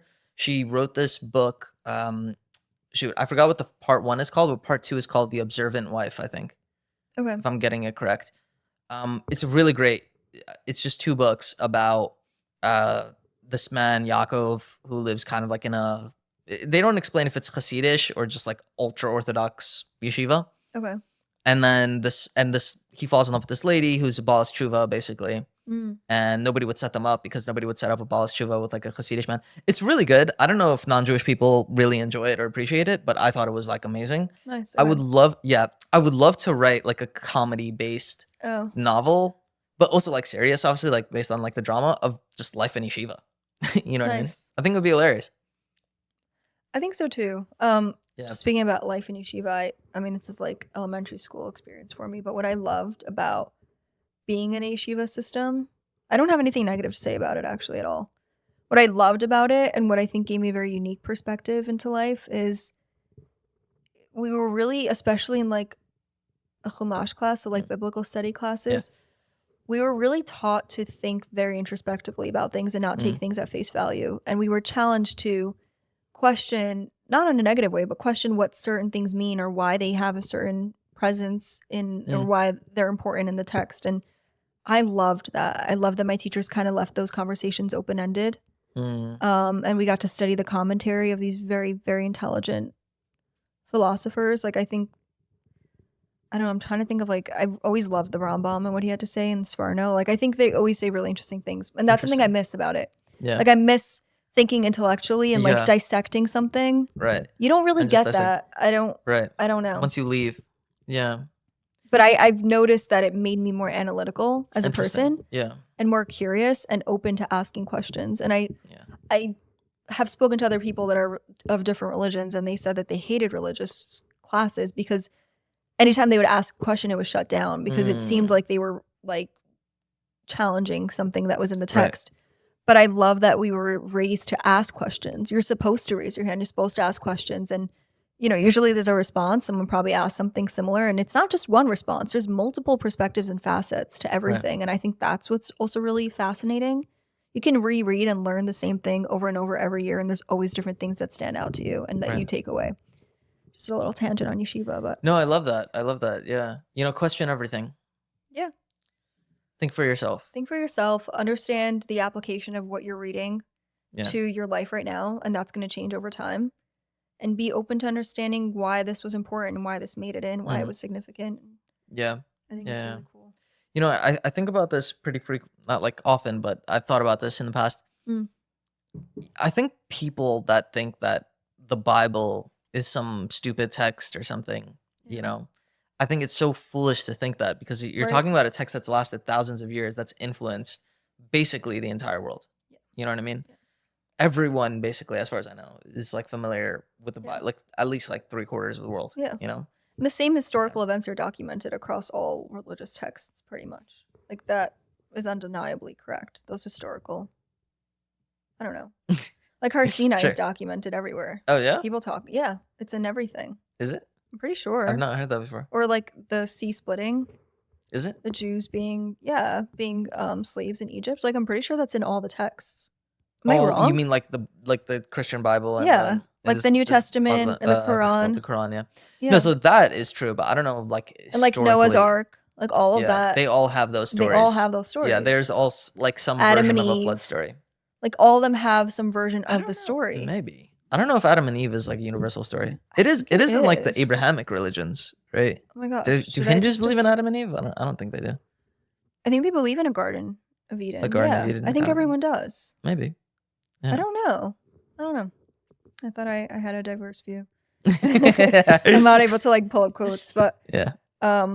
speaking of different perspectives you can get from people, friendships is interesting. Mm, Adult friendships is yeah. or Can I say something evolving, about like, adult through friendships? social circles. Yeah. Okay, I have this story. I think I've shared this on podcast before, but I had this one incident with my two best friends Mm-hmm. when These I are the was ones like you went to 21. Texas with? No, Okay, different friends. two different best friends. So these guys are not making it into your show. They actually are making it into my show. They're both being turned female though. Oh my In my god, show. how do they feel about that? I haven't told one of them. The other one is cool with it. Wow. Okay, cool. One of them I'm turning female and is my love interest. Oh my god. Did he find it weird that No, he's so cool with it. That's why he's my love interest. oh my god, this is adorable. Yeah, it's hilarious. Oh, I kinda love that. Yeah. Cute. But basically, here's what happened. These are two of my closest friends Mm. at the time when I was like 21. And I invited them over to like a birthday meal at my parents' house, Okay. right? For me, like my Okay. birthday. And they both canceled like kind of like last, it was like Wednesday or Oh Thursday. my god, you were just sad lonely boy on your I birthday? was so sad, lonely boy. It was horrible. I was so hurt. Oh, I was so hurt. no. I was literally like, I'm cutting these people out. Yeah. I was so angry. You wouldn't believe. And I was talking with an older friend. You know, he was like 25, I was 21. Yeah. Yeah. And he's like, Gabi, like, why don't you just talk to them? Like, tell them how you felt. Mm-hmm. And I was just like when he said that, it like slapped me in the face. And I was like, what do you mean? Just like tell them that they hurt my feelings by canceling last second. Yeah. But it like hit me and I was like, Why not? why? Yeah, why shouldn't I? I should talk to them. Yeah. I should talk to them. I should tell them, you know? And what's so crazy is like I was ready to cut both of them out and be like, I don't want to have anything to do with these people anymore. Yeah. Because of this, and not even talk to them, not even tell them that like, hey, you know, I was really looking forward to this birthday thing, and you know, I love you guys, and I know you had to cancel last minute, but it just felt very callous the way you did it, Yeah. and I just wanted to let you know that it really hurt me, you know. And I'm not saying like I get like if you had to cancel last minute, but just the way it was done, it made me feel like you don't actually care about me and this really important date to me, and you know, maybe like you could have said like I'll make it up to you, or hey, I'm really sorry, like is there anything we could do, Yeah. you know, something like that. And just by not doing that, I really felt very hurt, and I felt like you don't care about me, and I consider you guys my best friends. Mm-hmm. So I literally I did that. I had that conversation with them, and I told them, and one of them, the one that's not my love interest, he was kind of like defensive, and he was like, oh, but you know, we had this thing that we had to cancel, and I was like, listen, I'm not saying this to you to get defensive. I'm just letting you know that like the way it was done, it just made me feel like you don't care about me. Yeah. You know, like tell me like, oh, we'll make it up to you, Yeah. or something, you know, like it just felt like you really don't care. Yeah. And eventually like he got it. But the other one, he was like basically in tears, and Aw. yeah, he was like tearing up. He's like, oh, I'm so sorry. I didn't even think damn. about it. Like I didn't even realize. And you know, we actually are planning on making it up to you, and like yeah. And like he gave me a big hug. And we for sure became much closer because of it. Mhm. And this is the crazy thing. Both of them Mhm. were still my my best friends. Mhm. Years later, one of them I kind of like lost in touch with, but the one that's my love interest, like we're still best friends I to think this it's day. just so funny. Yeah, we're still like best friends to this day. Yeah. But the thing is that he was with me through my darkest times. You know, my darkest times were like yet to come. Was that in your early 20s? I'm just curious if that's like a thread line. My for darkest everyone. time? Yeah. Yeah, it was my early 20s before I was 25. Yeah, I think Yeah. just like on a side note, like when you hit 25, things just kind of mentally fall into place where you just put less pressure on your experiences, the people around you in a positive way. Yeah, I see And that. it just all kind of feels a little less intense in a way where it's just more peaceful. But yeah, 100%. so this was No in your problem. early 20s. So this was in my early 20s, yeah. By the time I was like 23, 24, and even 25 too, Yeah. I was going through this really dark, like a really bad, like the worst, the most difficult time in my life, like What do you emotionally think for depression. I was gonna say, what do you think triggered that? Oh, it was heartbreak. Heartbreak. Oh, It was so yeah. bad. I couldn't get over it. It was really bad. Yeah. That art piece over there, I don't know if you could see it from the camera, but I have like an art piece. It says "Love Hurts" on her chest, and it's like I got it because it's such a like a beautiful sculpture, and then you have like those paintings on it, and it speaks to like the internal pain because like what you were saying, like your life looks so perfect on the outside, right when you were in your 20s. Yeah. To me, it was the same thing. Like my life really looked perfect, and it was perfect. It literally was school, perfect. Right? Yeah, I was in school, I was teaching, and pursuing what you wanted. yeah, pursuing what I loved. And then I was a school counselor, and literally everyone thought I had my best friends. Yeah. Literally anyone that would see me would be like, "Oh, Gabi, I want his life." Yeah. I had this, I had the body of a Greek god. Like it was just, it was crazy. So fun. Yeah. But anyways, long story short, I was ready to cut these people out. Yeah. I was literally ready to cut these people out. And through having that conversation, I saved 2 best friends. And this one, like this guy that was with me through my darkest time, like he really was there. He really had my back, and he really easily could have not been, easily could have not been, but he had my back and he stood by me. And that honestly, it could have, like, I don't know if he wasn't there, like what would have happened, you know? Like, I don't even know. That's a really scary thought. It's like, I could have lost these people, you know? I think the way you said it and the way you approach that conversation is what resulted in this positive takeaway for you. Because, you know, someone could approach something, that's a very emotional experience you had, and someone can approach that in a very maybe harsh way that they don't necessarily mean. When you're approaching, it can come off as confrontational. Yeah. You know, like accusatory of you weren't there for me in a time where I needed you, you know, when they didn't show up for your birthday. But I think you approached it in a way where this is something that really hurt me because of this. Right. And it created that perspective in the picture for them to be able to take a step back from themselves and whatever they got caught up with that day and realize that, you know, they needed to show up for you as a friend. And I think that's where you learn, after you give the people in your life the chance to have that, you know, meaningful conversation where it can either draw you closer to each other and bond, or you see their response to you, and that's where you decide, okay, if they respond in a very negative way where it doesn't, you know, align to them being kind to my feelings and how I'm expressing the way I felt through their actions, then they're not someone I want to keep in my life. That just validates you cutting them out. But right, exactly. if you didn't give them that chance to have that conversation, you know, there's always that what if, there's always something in the back of your mind. They might not even know what necessarily caused this, and they're going to be kind of awkward because they're not going to know how to approach that either. Yeah. So I think it's always important to do that, to give 100%. your friends the room to explain themselves in a situation where you didn't feel like they were there for you, because it does draw you closer. And I don't even think that's only friends. I think that's also relationships. I think 100%, some people jump ship the second they see the first red flag, or they end up being a little too picky where they don't let themselves end up falling into something a little deeper with someone because they are constantly, you know, protecting or defending whatever it is that they feel needs to be guarded. And I think that results in some people not being able to develop these deeper connections. And part of, you know, growing and connecting to each other is, you know, being wronged by someone. That's the human experience. Then being able to, as the person, you know, who felt wronged, to communicate that. And then having the other person, if you choose to have them in your life and you choose to grow with them, it's a privilege on both ends to have the other person be there for you through those dark times where, you know, you're going to be there for them too. But in order for that to evolve to the place that it needs to be, you need to have encounters like that, and you need to be able to come forward. And again, if they don't follow through and they don't do what they need to do as a friend, then they're not a friend, and you did yourself a service to, you know, have a reason to actually cut them out. So brilliantly put. It is. And I think like the bottom line is like, it's what you're saying is it's worth fighting for. Yeah. Right? Always. Yeah, it's so important. I mean, did you have more thoughts on the friends thing?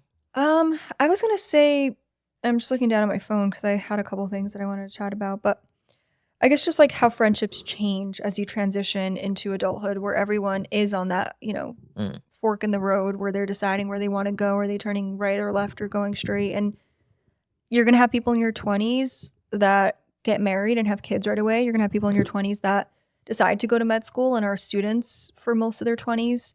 You're going to have people who go right into work and start making money right away and are going on trips. So everyone's having very different experiences in their 20s very naturally. And you might have had someone you're very close to in high school, or maybe someone goes away for a year, right? And you kind of lose touch for a little bit and you pursue other things in that time. There's always going to be that challenge in the friendship when you approach your 20s naturally, because everyone's doing something different for the most part. So I'm wondering how things changed, or if they changed at all for you, because I definitely had a lot of change in my experiences. Like how friendships have changed? I guess, would you say you're married with a kid? Yeah. Do most of your friends have a family, or are they?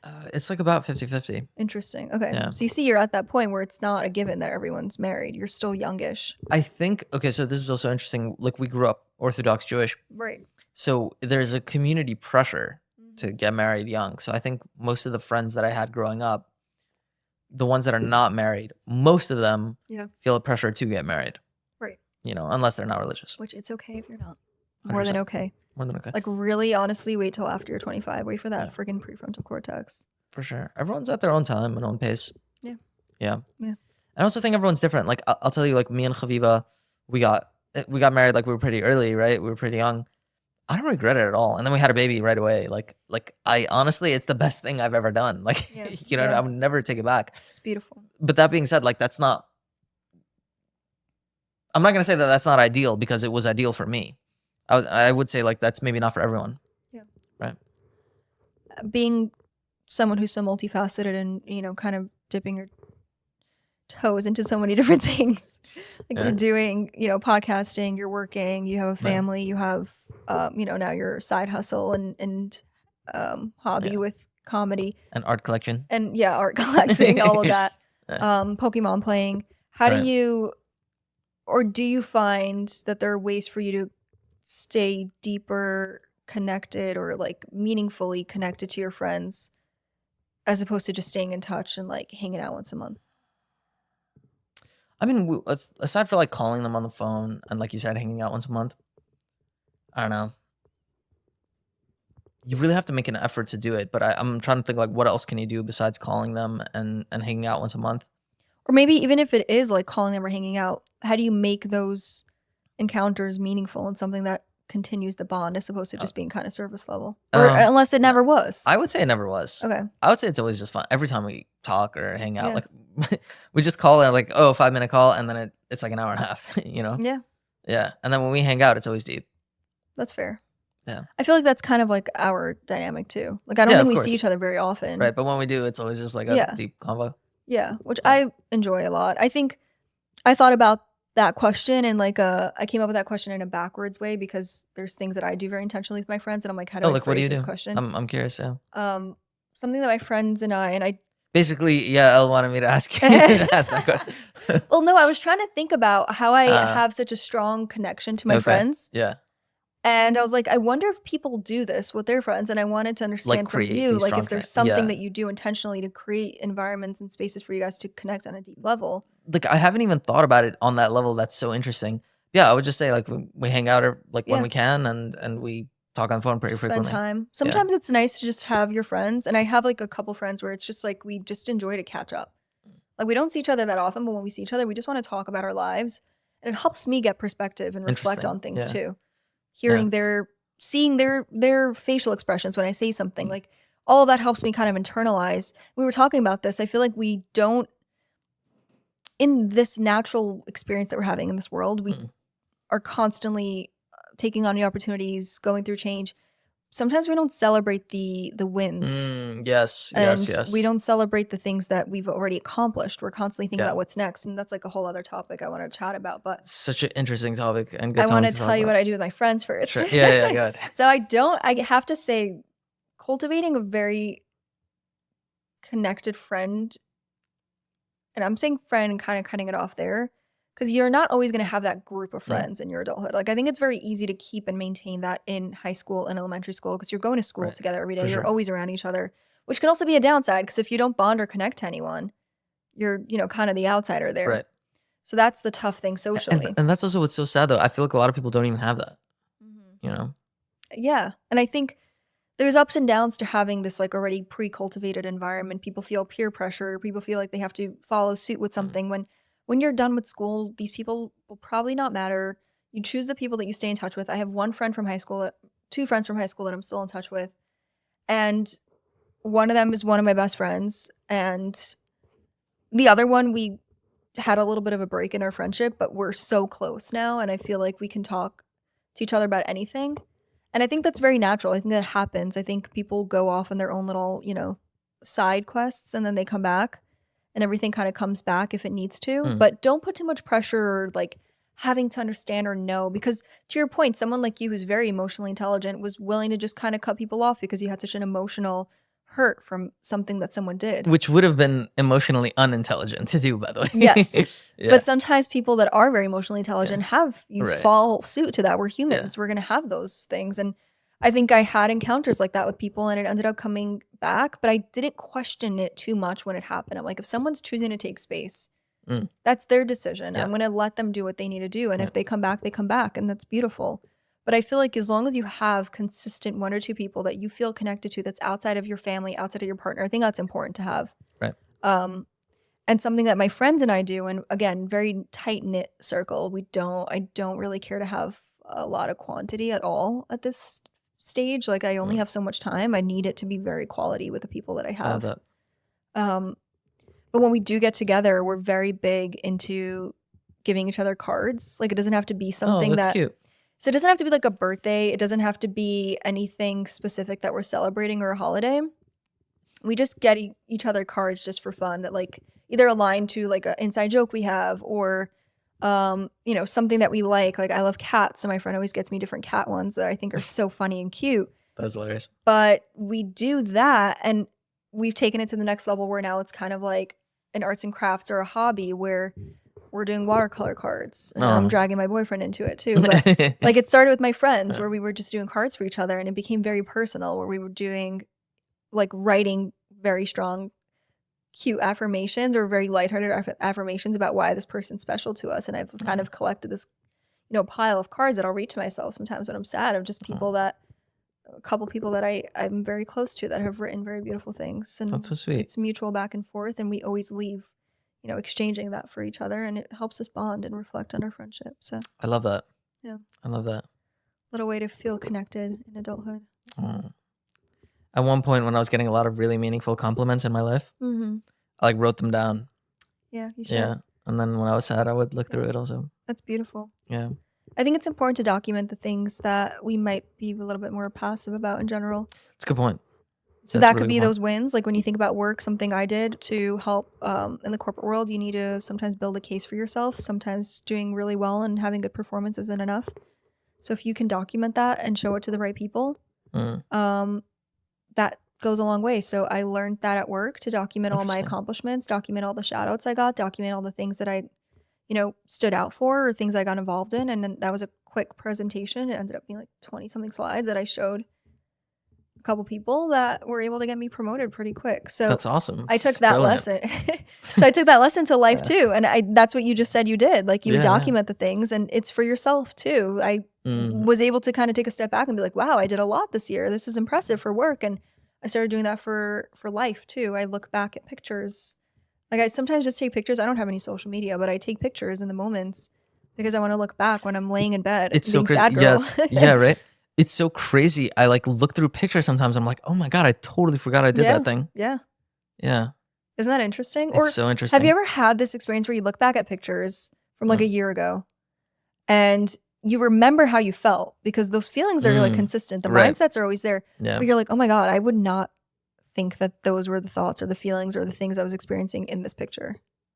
Oh, interesting. Yeah. Have you had that? Yes. Yeah. All the time. Right? All the time. Yeah. It's so strange. Yeah. I'll tell you also like a different freaky thing. I remember I used to journal a lot. Oh, I'm trying yeah. to get into that. It's cool. Yeah, it's cool. I used to journal a lot. I stopped journaling because not because I don't journal, but I started doing, Jordan Peterson. He had this self-authoring program thing.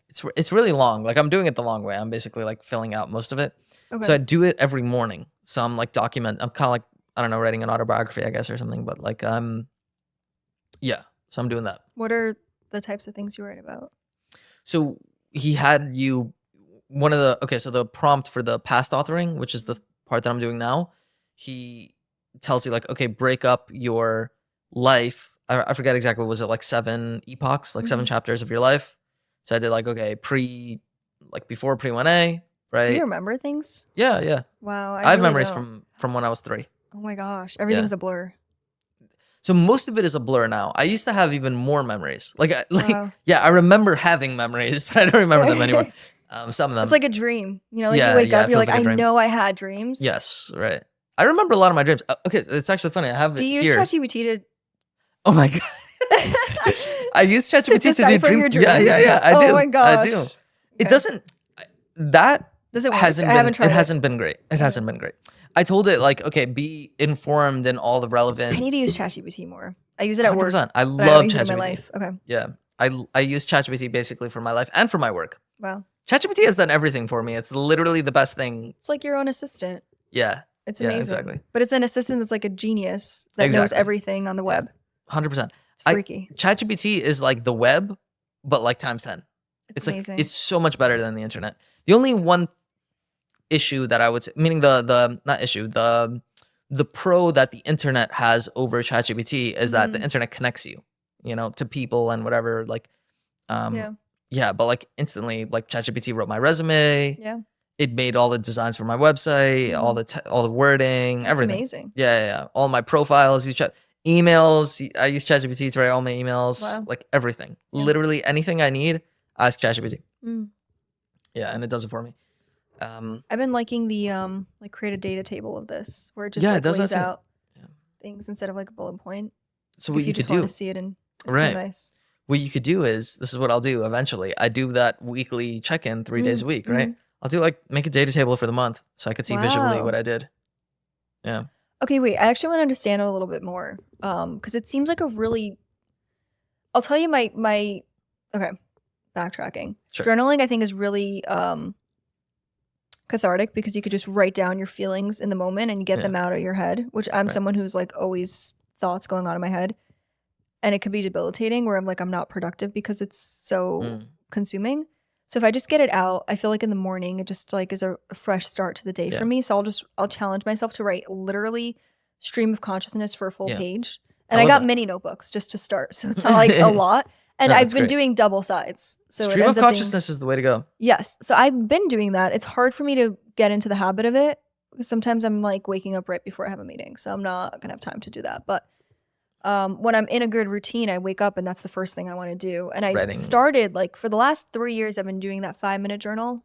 I can't say I've been doing it consistently. There's the last time I opened Honestly, it. You don't need to do it consistently. You don't. You do it when you want to do it. Yeah, exactly. I used to do it when I want to do it. I filled up like many notebooks. I keep it by my nightstand, so it's accessible. It's right there. And I take it out whenever I'm feeling like I want to be on top of my shit a little bit extra that day. Or if something happened that I wanted to document. But I think what's nice about the habit is you don't necessarily want to only do it when there's something that comes to mind. It's just something that you can just jot down and it helps as well. But my point in all of that was a lot of that to me feels, and this is maybe like a negative mindset that I'm trying to take away when I go into my 30s or even in my mid-20s, but I don't want that to seem pointless because I'm like, that doesn't take me anywhere. Yeah, I think it kind of alleviates some things for me. It helps me feel like I'm being thoughtful and giving myself the time to just think and be with my thoughts and reflect. But it's not actionable in a way. I really like the idea of prompting it into ChatGPT or maybe even putting it into a notes app and then putting it right into ChatGPT and have it kind of make actionable things that align to your goals. So like taking it to the next step where like you write your stream of consciousness, right? And then you have it kind of aligned to the way that you're trying to create your life to be or the goals you have. Have it like, and oh like my have it God. kind of like align to it and Yes. decipher it for you. Yeah. Like I think that's what's really cool. So I'm curious about Right. what you use it. Like what exactly do you prompt it with? What exactly do you have it ask How you? I prompted it. So I think a lot of it is kind of like improv and we were going with the flow, but the original prompt, and I don't remember the exact wording, but I use the conversational ChatGPT, the one that talks. Yes. It has a voice. I use Breeze is the voice that I like. It's kind of like a... Wait, so it talks to you verbally? It talks to you. Yeah. Do you talk to it back? 100%. Oh Yeah. my God, you I've talk to it not back. done this. I can't believe you don't know about this. This is the voice mode, the advanced voice mode. No, I don't know this. I love the voice mode. It's Oh my the best. God, does she sound hot? There's a few different voices. Do you want could that do. like Scarlett Johansson? Can you get her voice on that? I don't know if you could do Scarlett Johansson. They have like a few preset voices, but the one I do is a male voice, kind of sounds like Tom Holland actually. I feel like it's actually my friend, the love interest. I got him to record his voice. That'd be pretty funny. So I can hear him every day. Yeah, but that's so interestingly creepy. But anyways, basically, let me tell you. Remember I was telling you about my darkest time, right? I had a therapy, when I was in school, we had to do therapy sessions, right? Okay. Like recorded therapy sessions. So I did one with a fellow classmate. I did him, then he did me, right? And like we could have made stuff up, but I was just like, whatever, I'll just talk about everything that I'm going through and he'll try being a therapist. Yeah. So I did it and it was very honest and we have like an hour recording. Wow. And I took the transcript and I uploaded the transcript to ChatGPT and I told it, analyze this transcript and pretend to be me, like embody me completely. Say everything I would say based on this transcript, fill in the blanks that you don't have, and have a conversation with me up like in this time. And I literally had such a redemptive conversation with the past me, with ChatGPT responding in the way that I would respond typically. It was pretty cool. It wasn't perfect. Yeah, it wasn't perfect. Like it didn't feel exactly like how I would talk. Yeah. But it did a pretty good job. Like pretty decent job. There's a couple things that I like about what you said. I think one is something I'm trying to do. Part of what I think you do in your 20s is bringing things together where you don't just dissociate from the childhood and the experiences you had. You bring your child self into your experiences and you check in with your child self into the experiences that they had. I love that. And that's something my therapist taught me is like anytime we tap into something that might have been a little bit, sad or something that I maybe still carry with me into adulthood and I don't realize that I do. She has me take a moment and just sit with my childhood self. She's like, just imagine you're with, young Yael. And what would you say to her? What would you do? Would you just sit there? Is there anything you would want to say or do to help in that situation? And a lot of the times for me, it's like, I really don't believe in changing anything that happened. I think everything happens for a reason. So I wouldn't change the encounters, but I would just be there as like a comfort and a presence. And it's weird because I feel like I always had a comfort and a presence next to me, even in those experiences, if that makes sense. Wow. So you think it was like future you coming back? Just being there with me. Brilliant. That's brilliant. Because I've always felt like everything's going to be okay and everything's fine. And I always felt like there was something there with me. Yeah, like you knew that. Like you somehow saw it. Wow. Right? Isn't that so deep. interesting? I love that. And I think it's very healing to let yourself have moments. So just speaking of journaling, like if a topic ends up being something you experienced, in a way I'm thinking about connecting what I'm doing with my stream of consciousness and what you're saying in terms of like verbally chatting with ChatGPT. I'm thinking, write that stream of consciousness, have a reflection period, maybe set some time aside on the weekend to read through what I wrote. Yeah. So that way it is intentional. It's not just something I'm writing down in the moment and connecting with the subconscious part of me. Yeah, yeah. That's and brilliant. then having it reflect back on how or what that means, on a deeper level, maybe using ChatGPT for that. But I think there's something that you learn about yourself, visually writing something is one thing, like just think about studying versus like actually regurgitating what you're reading and like articulating the thoughts that are being put down to the paper. So I think the first step is like, sometimes you write faster than you can talk. You're just like writing things really quickly and things can come out because you're not consciously thinking. Like the words sometimes I'm writing, I realize what I'm writing like as I'm writing it, if that makes sense. Interesting. Right? Like the words just kind of like when I write my cards for my friends, like I don't really think a lot about what I'm going to write before. I just write it and all kind of comes out. Interesting. Right? And I think that's the stream of, I'm going to say subconsciousness. The stream of subconsciousness. Yeah. And like you connect to that, you tap into that. That's powerful. Yeah. That is because really that's cool. your subconscious. Those are the things that are like causing you to do or think certain ways that you're not necessarily fully aware of, no matter how aware I think I am. I think there's a lot of things that I'm maybe, missing the mark on or there's gaps. And I think this could be a very healthy way to connect the two. I love that. And then like it also brings in like healing your inner child, because you can do prompts where maybe it's a little deeper one day where you're feeling like you want to tap into something, and write about a time that you'd want to be there and what you would do or what you would say. And yeah, I don't know. I think it's cool. That is cool. What are we doing on time over there? Can you see that? Oh my God, I cannot. I think. Oh my God. Let me check. It's an hour 38 minutes. Are you serious? Hour 38? I'm pretty sure. Holy crap. If I saw that right. Yeah, wow. It's 1:38. Should we wrap this up? I have a couple more things though. Oh no. Should we do like a rapid fire? A couple more things? Okay, yeah. Really quick got? topics. Identity, confidence, and self-discovery. I feel like that's what we've been talking about. We have been, but I want to just like connect the dots on a couple things. Sure. I think confidence comes from putting yourself out there, having experiences, learning the lessons you need to, and then you know that when you're in a situation that's either going to challenge you, and you don't know what the challenge is going to be, but you know that you've encountered a challenge in the past. Yeah. You've been able to overcome it. Yes. That's where the real confidence comes You could through. lean on that. You can lean on right, that. because you've succeeded. You've succeeded. What's next? I love it. I think that helps with this your self-discovery is you just put yourself out there.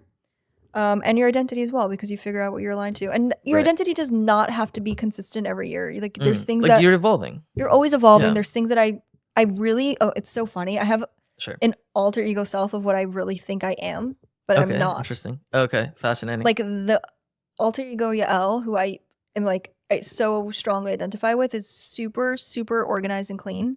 Okay. And I would say I'm very close to it, but I'm not. You're not exactly that. I'm not exactly that.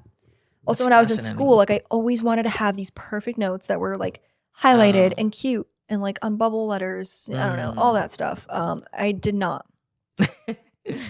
I tried, and it happened the beginning of the semester, and then it quickly teetered off into like what was practical. I'm trying to think if I do that, and nothing's coming to mind. That doesn't mean that I don't. I'd like to be reading a book.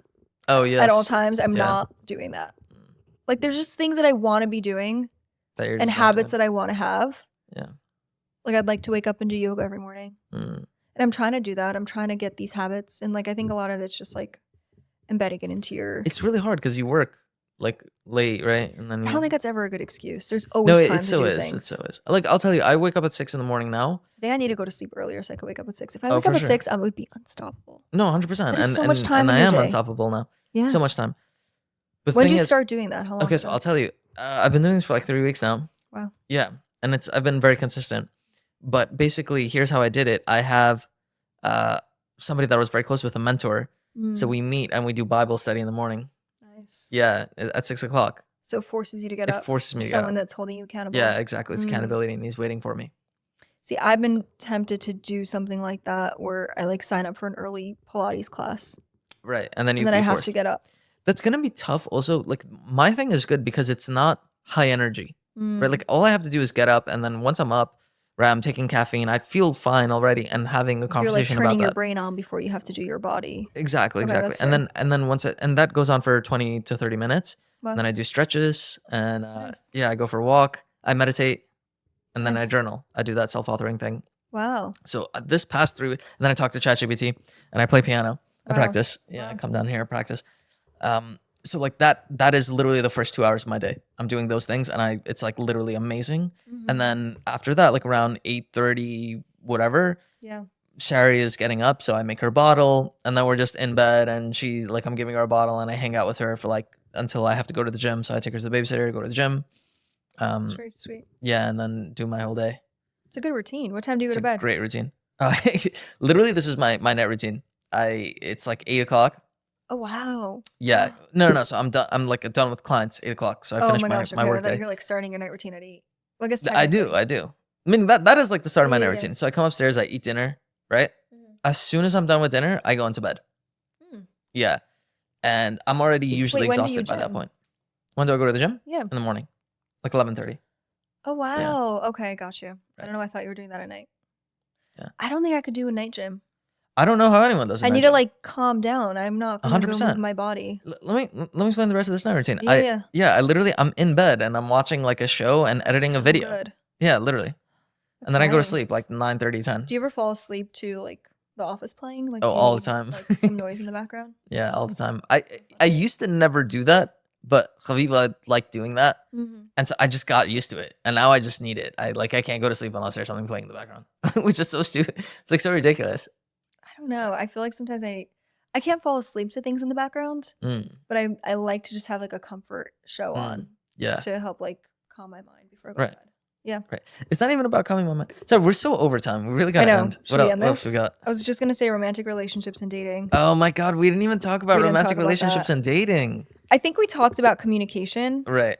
But we can't even do, like, I feel so bad. We should do part 2 and talk about romantic relationships and dating, because I feel like that's like, I mean, it's gonna be a lot of editing for you.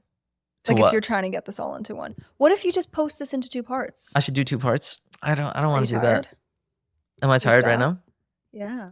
But should we just do it? Like, we could do it. It's gonna be like a 2.5 hour podcast.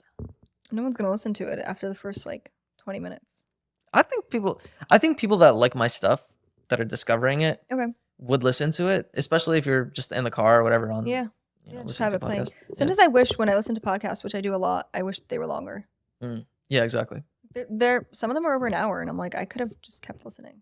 Right. You just feel like you're hanging out with some friends, and you kind of have control over how fast or how long they're talking. You can pause them. All right. It's kind of nice. That is kind of nice. Yeah. Okay, right. romantic relationships and dating. You don't think we should do a part 2? It's a big topic. It's a big topic. Do you have like any? I mean, quick my 2 thoughts on cents on it is Sure. like, I think it's a beautiful thing to have companionship in your 20s, because we just discussed about like how confusing it 100%. can be and all the ups and downs. And I think in order for it to be worth your while and for not to feel like something that maybe isn't, I think don't put the pressure on it of having to be something that you end up in marriage. I think sometimes it's nice to just have someone there that you can trust, that you love in the moments that you experience together. And I think that them being there for you and with you in those moments, like they're meant to be there at that time. Yeah. And I think like people can be there for a little chapter of your life, and that's okay. That's so beautiful, and it's so hard to really come to grips with, that it's okay to be in a beautiful, great relationship that only lasted 3 years and then ended. Yeah. Because the heartbreak hurts so much. It does. And I think, we're not like our culture is not built that way. You know, our culture is more like happily ever after. There's this movie called Someone Great, or Something Great, I think. Do you know the movie? Is it on Netflix? It might be on Netflix. It might be on Hulu. I don't know. It's a really good movie. Guys, check it out. It's either Someone Great or Something Great. And it's inspired by, I think, Death by a Thousand Cuts. You know that song, Taylor Swift, and one other song by Lorde. I don't remember. But it's such a great movie about this exact thing that we're talking about. Like, they're in a relationship for, I don't know, 5 years, let's say. And it ends. And it's so heartbreaking. It sucks. But the relationship was so beautiful. Yeah. Right? And it's like, even if it ends poorly and the last year was bad and then it ended, right? Like, the first however many years you had, the time that you had was beautiful together, right? Yeah. And it's like, yeah. And that's only if it was beautiful. Like, don't waste your time either. Like, if you're with someone who's not treating you the way that you know you deserve to be treated, if you're constantly dealing with some bullshit and you're constantly talking to your friends or your family about something, or you don't feel comfortable to bring something up, but you know you probably should, you're not in the right situation. There's so many people out there, like, freaking don't waste your time. Yeah, amen. That's crazy. Amen. But let's say you find someone you really connect with, you love enjoying time together, you want to create memories and experiences together. It's okay for those to be short-lived in your longer life book, because sometimes people are just meant to be there for a little bit, and you connect for a little bit, and then you evolve past each other. Something really beautiful, I think, too, that comes out of a breakup is you learn a lot growing with someone, but I don't think those experiences and lessons about who you were in that situation become internalized until you get the distance from what you had just experienced, you know, the good and the bad with this person. So I think when you do, wow, it's telling us we're Our done. lights are telling us. I think when you do go through all that, you end up having that experience of, okay, this is, you know, something that doesn't only serve a purpose while it's happening. You kind of stick with the different lessons that come out of it through life and for your next relationship too. That's beautiful. Yeah, I mean, I have some topics around mental health, personal well-being, all right, we'll failures and mistakes. Okay, we got to do a part 2, clearly. Passions, societal expectations, Defining defining success and personal fulfillment. These are such good topics. You're tempting me, but I really think we should do part 2 and just like do it. Going on adventures, like in your community, outside of your neighborhood. Oh all my that. goodness! And then also planning for the future while staying present. Goddamn. I think those are all really good things. Yeah. When I'm making money on this podcast and I could afford to do like a 3-hour Joe Rogan style and just like sit down 3 hours straight, we'll definitely do this. Okay. But no, I think we'll save that stuff for part 2 Yeah. and talk about dating for part 2 as well. Let's do it. But I always close with this question, and I'm thinking of it. I don't know. Maybe you can help me find a new question. I'm really trying to find a new question. But if there was something that you wanted everyone to know that you could just yell from the rooftops, what would that be? Be kind. I don't know. Is that like a ridiculous thing to say? No, I mean, It's so simple. It's so funny that you say that also, because on this painting that I got, one of the things that it says on it in like graffiti, it says "be kind." Yeah. It's nice. But I'm sorry, yeah. I think it's I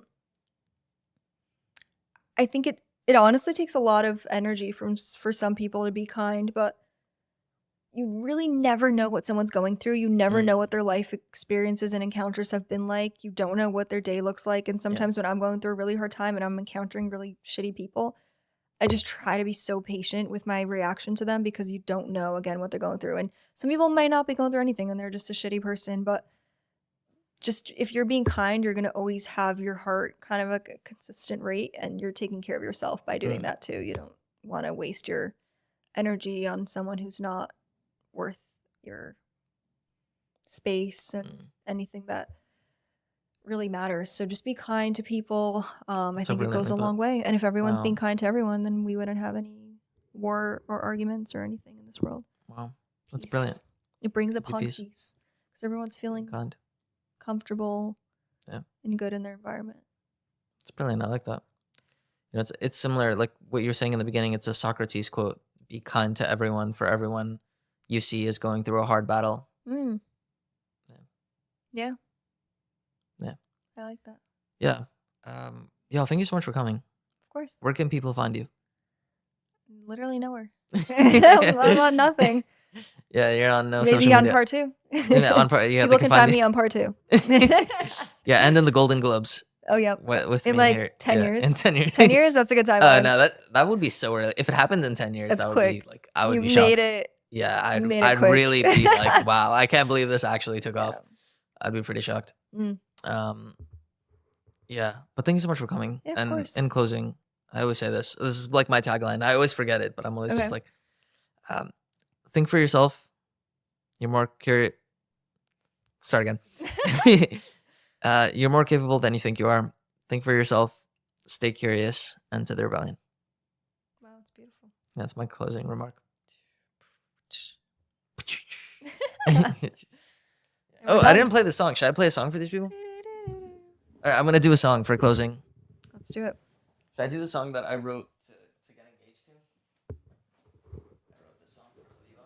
Oh yeah, I don't know if I've heard this. Have I? I think you've never heard it. I don't think so. Oh, we need Khaviva here. Oh, shoot, I can't. If it's not tuned, I can't play it because my phone is. Part 2. Yeah, maybe in part 2. Is it tuned?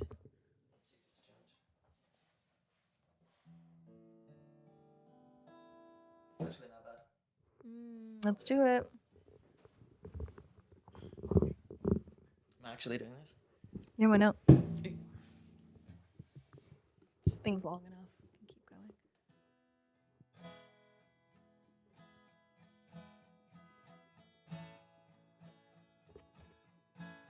Okay, ready? It started in December, and all I can remember is the smile on your face and those green eyes. The way you make me feel makes me believe that love is real, with that smile on your face and those green eyes. And as our weeks went on, our bond, it grew stronger, yeah. And the way it makes me feel, wrote in the song.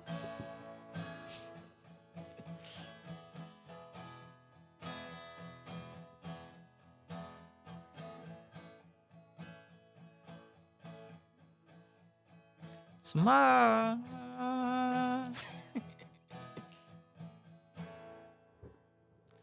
So my friend, oh my love, take my hand and be mine and marry me. It's like And then she said, yeah. she totally said yeah. Wow. Yeah, and then the lady. Okay, this was such a romantic story. Wait, this was when you actually proposed? This was when Were I you actually on proposed. your knee? When I wrote this, when I sang the song. Yeah. Well, I guess like my knee was elevated. Okay, and then So how I was, did like, you sort like of- transition over into proposing? So okay, so this is actually interesting. This is how we did our marriage proposal. I've never heard this story. You've never heard this story? Okay, No. so Like we basically, need Chaviva down here, oh, true, right? right? It's actually a cute story. We Aw. went to a nice restaurant, like a really nice one. Okay. And then in Manhattan, Mm-hmm. and then a horse and carriage picked us up. Oh wait, I know this part. You know Okay. this part? Yeah. Took us to Central Park. Cute. Yeah, and then I played the song for her. I have a hot take. I don't like that there are horses in the city. Oh, really? I feel so bad for them. Why? It just feels cruel to have them right next to cars and exhaust and walking all day. Oh, that's interesting. Yeah. No, but they treat them well. I don't think so. You don't think so? No. Interesting. Sorry. Anyways, keep but going. basically, yes, I wrote the song for her, Yeah. and then we went to like a rooftop bar, and then Mm. I did like the official proposal, and it was like set up with like wine and Did she flowers. and know it everything. was happening?